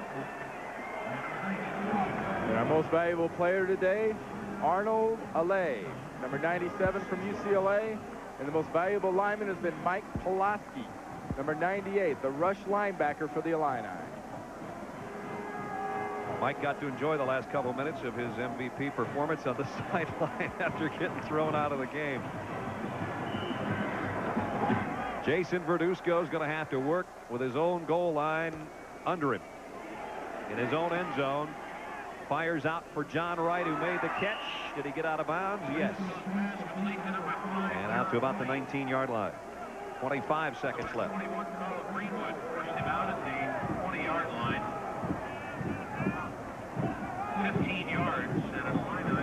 Jason Verduzco, 3 interceptions today, and he will not look back fondly on this 58th John Hancock Bowl unless he can pull a miracle here in the next 25 seconds. No timeouts left for the Illini. They've got 3 receivers to the right side. And Verduzco almost picked off by Stacy Argo again. He already had one earlier today. And at this point, the UCLA defense has got defensive backs all the way back around the emblem in the middle of the field, about the 50-yard line. They are not going to let anything get behind them and get deep. So Verduzco with maybe 2 passes left, depending on if he completes it and if his receivers can get out of bounds.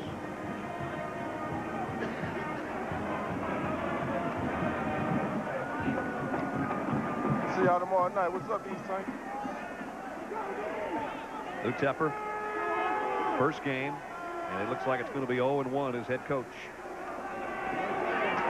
Verduzco got it complete. Wright throws it back. Albert Turner. Nice little dipsy-do. 10 seconds left. John Wright showed a nice arm. He threw a pass almost as far as Verduzco did to get it to him in the first place. And 1 play at least left. And more importantly, it gets them within Big Ben range. Gets them within that long pass. If Verduzco can get this ball 60 yards down the field up in the air, this one ain't over. Verduzco has got a big arm despite his lack of size. He certainly doesn't lack arm strength. 10 seconds left. You see the trips to the top of your screen. 3 wide receivers to the right and 1 to the left. Verduzco wants to come back left. Incomplete. Broken up at the 43-yard line by Dion Lambert. And now we've got 1 play left.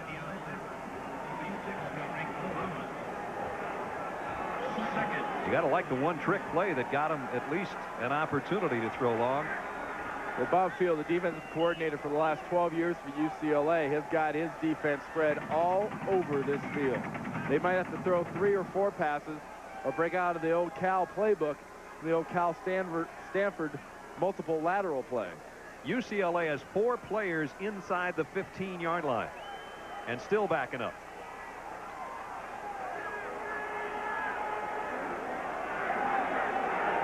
Three-man rush. Verduzco rolls right. He's going to throw short, and some laterals upcoming. Right to one of his linemen, and then a handoff, and it's all over. In fact, the ball loose at the very end, and the Bruins of UCLA, Terry Donahue's club, makes it 8 straight bowl victories.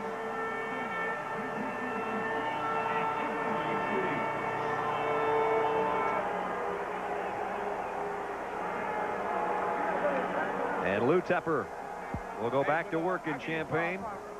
His team comes up short today. That's going to do it for Randy Cross and Mike Joy. I'm Brad Nessler saying so long from the John Hancock Bowl in El Paso. Our final score, UCLA 6, Illinois 3. Don't forget to join us tomorrow for the Mobile Cotton Bowl Classic. The Seminoles take on the Aggies of Texas A&M, 1:30 Eastern, New Year's Day here on CBS Sports. The John Hancock Bowl has been a presentation of CBS Sports. This royal throne of kings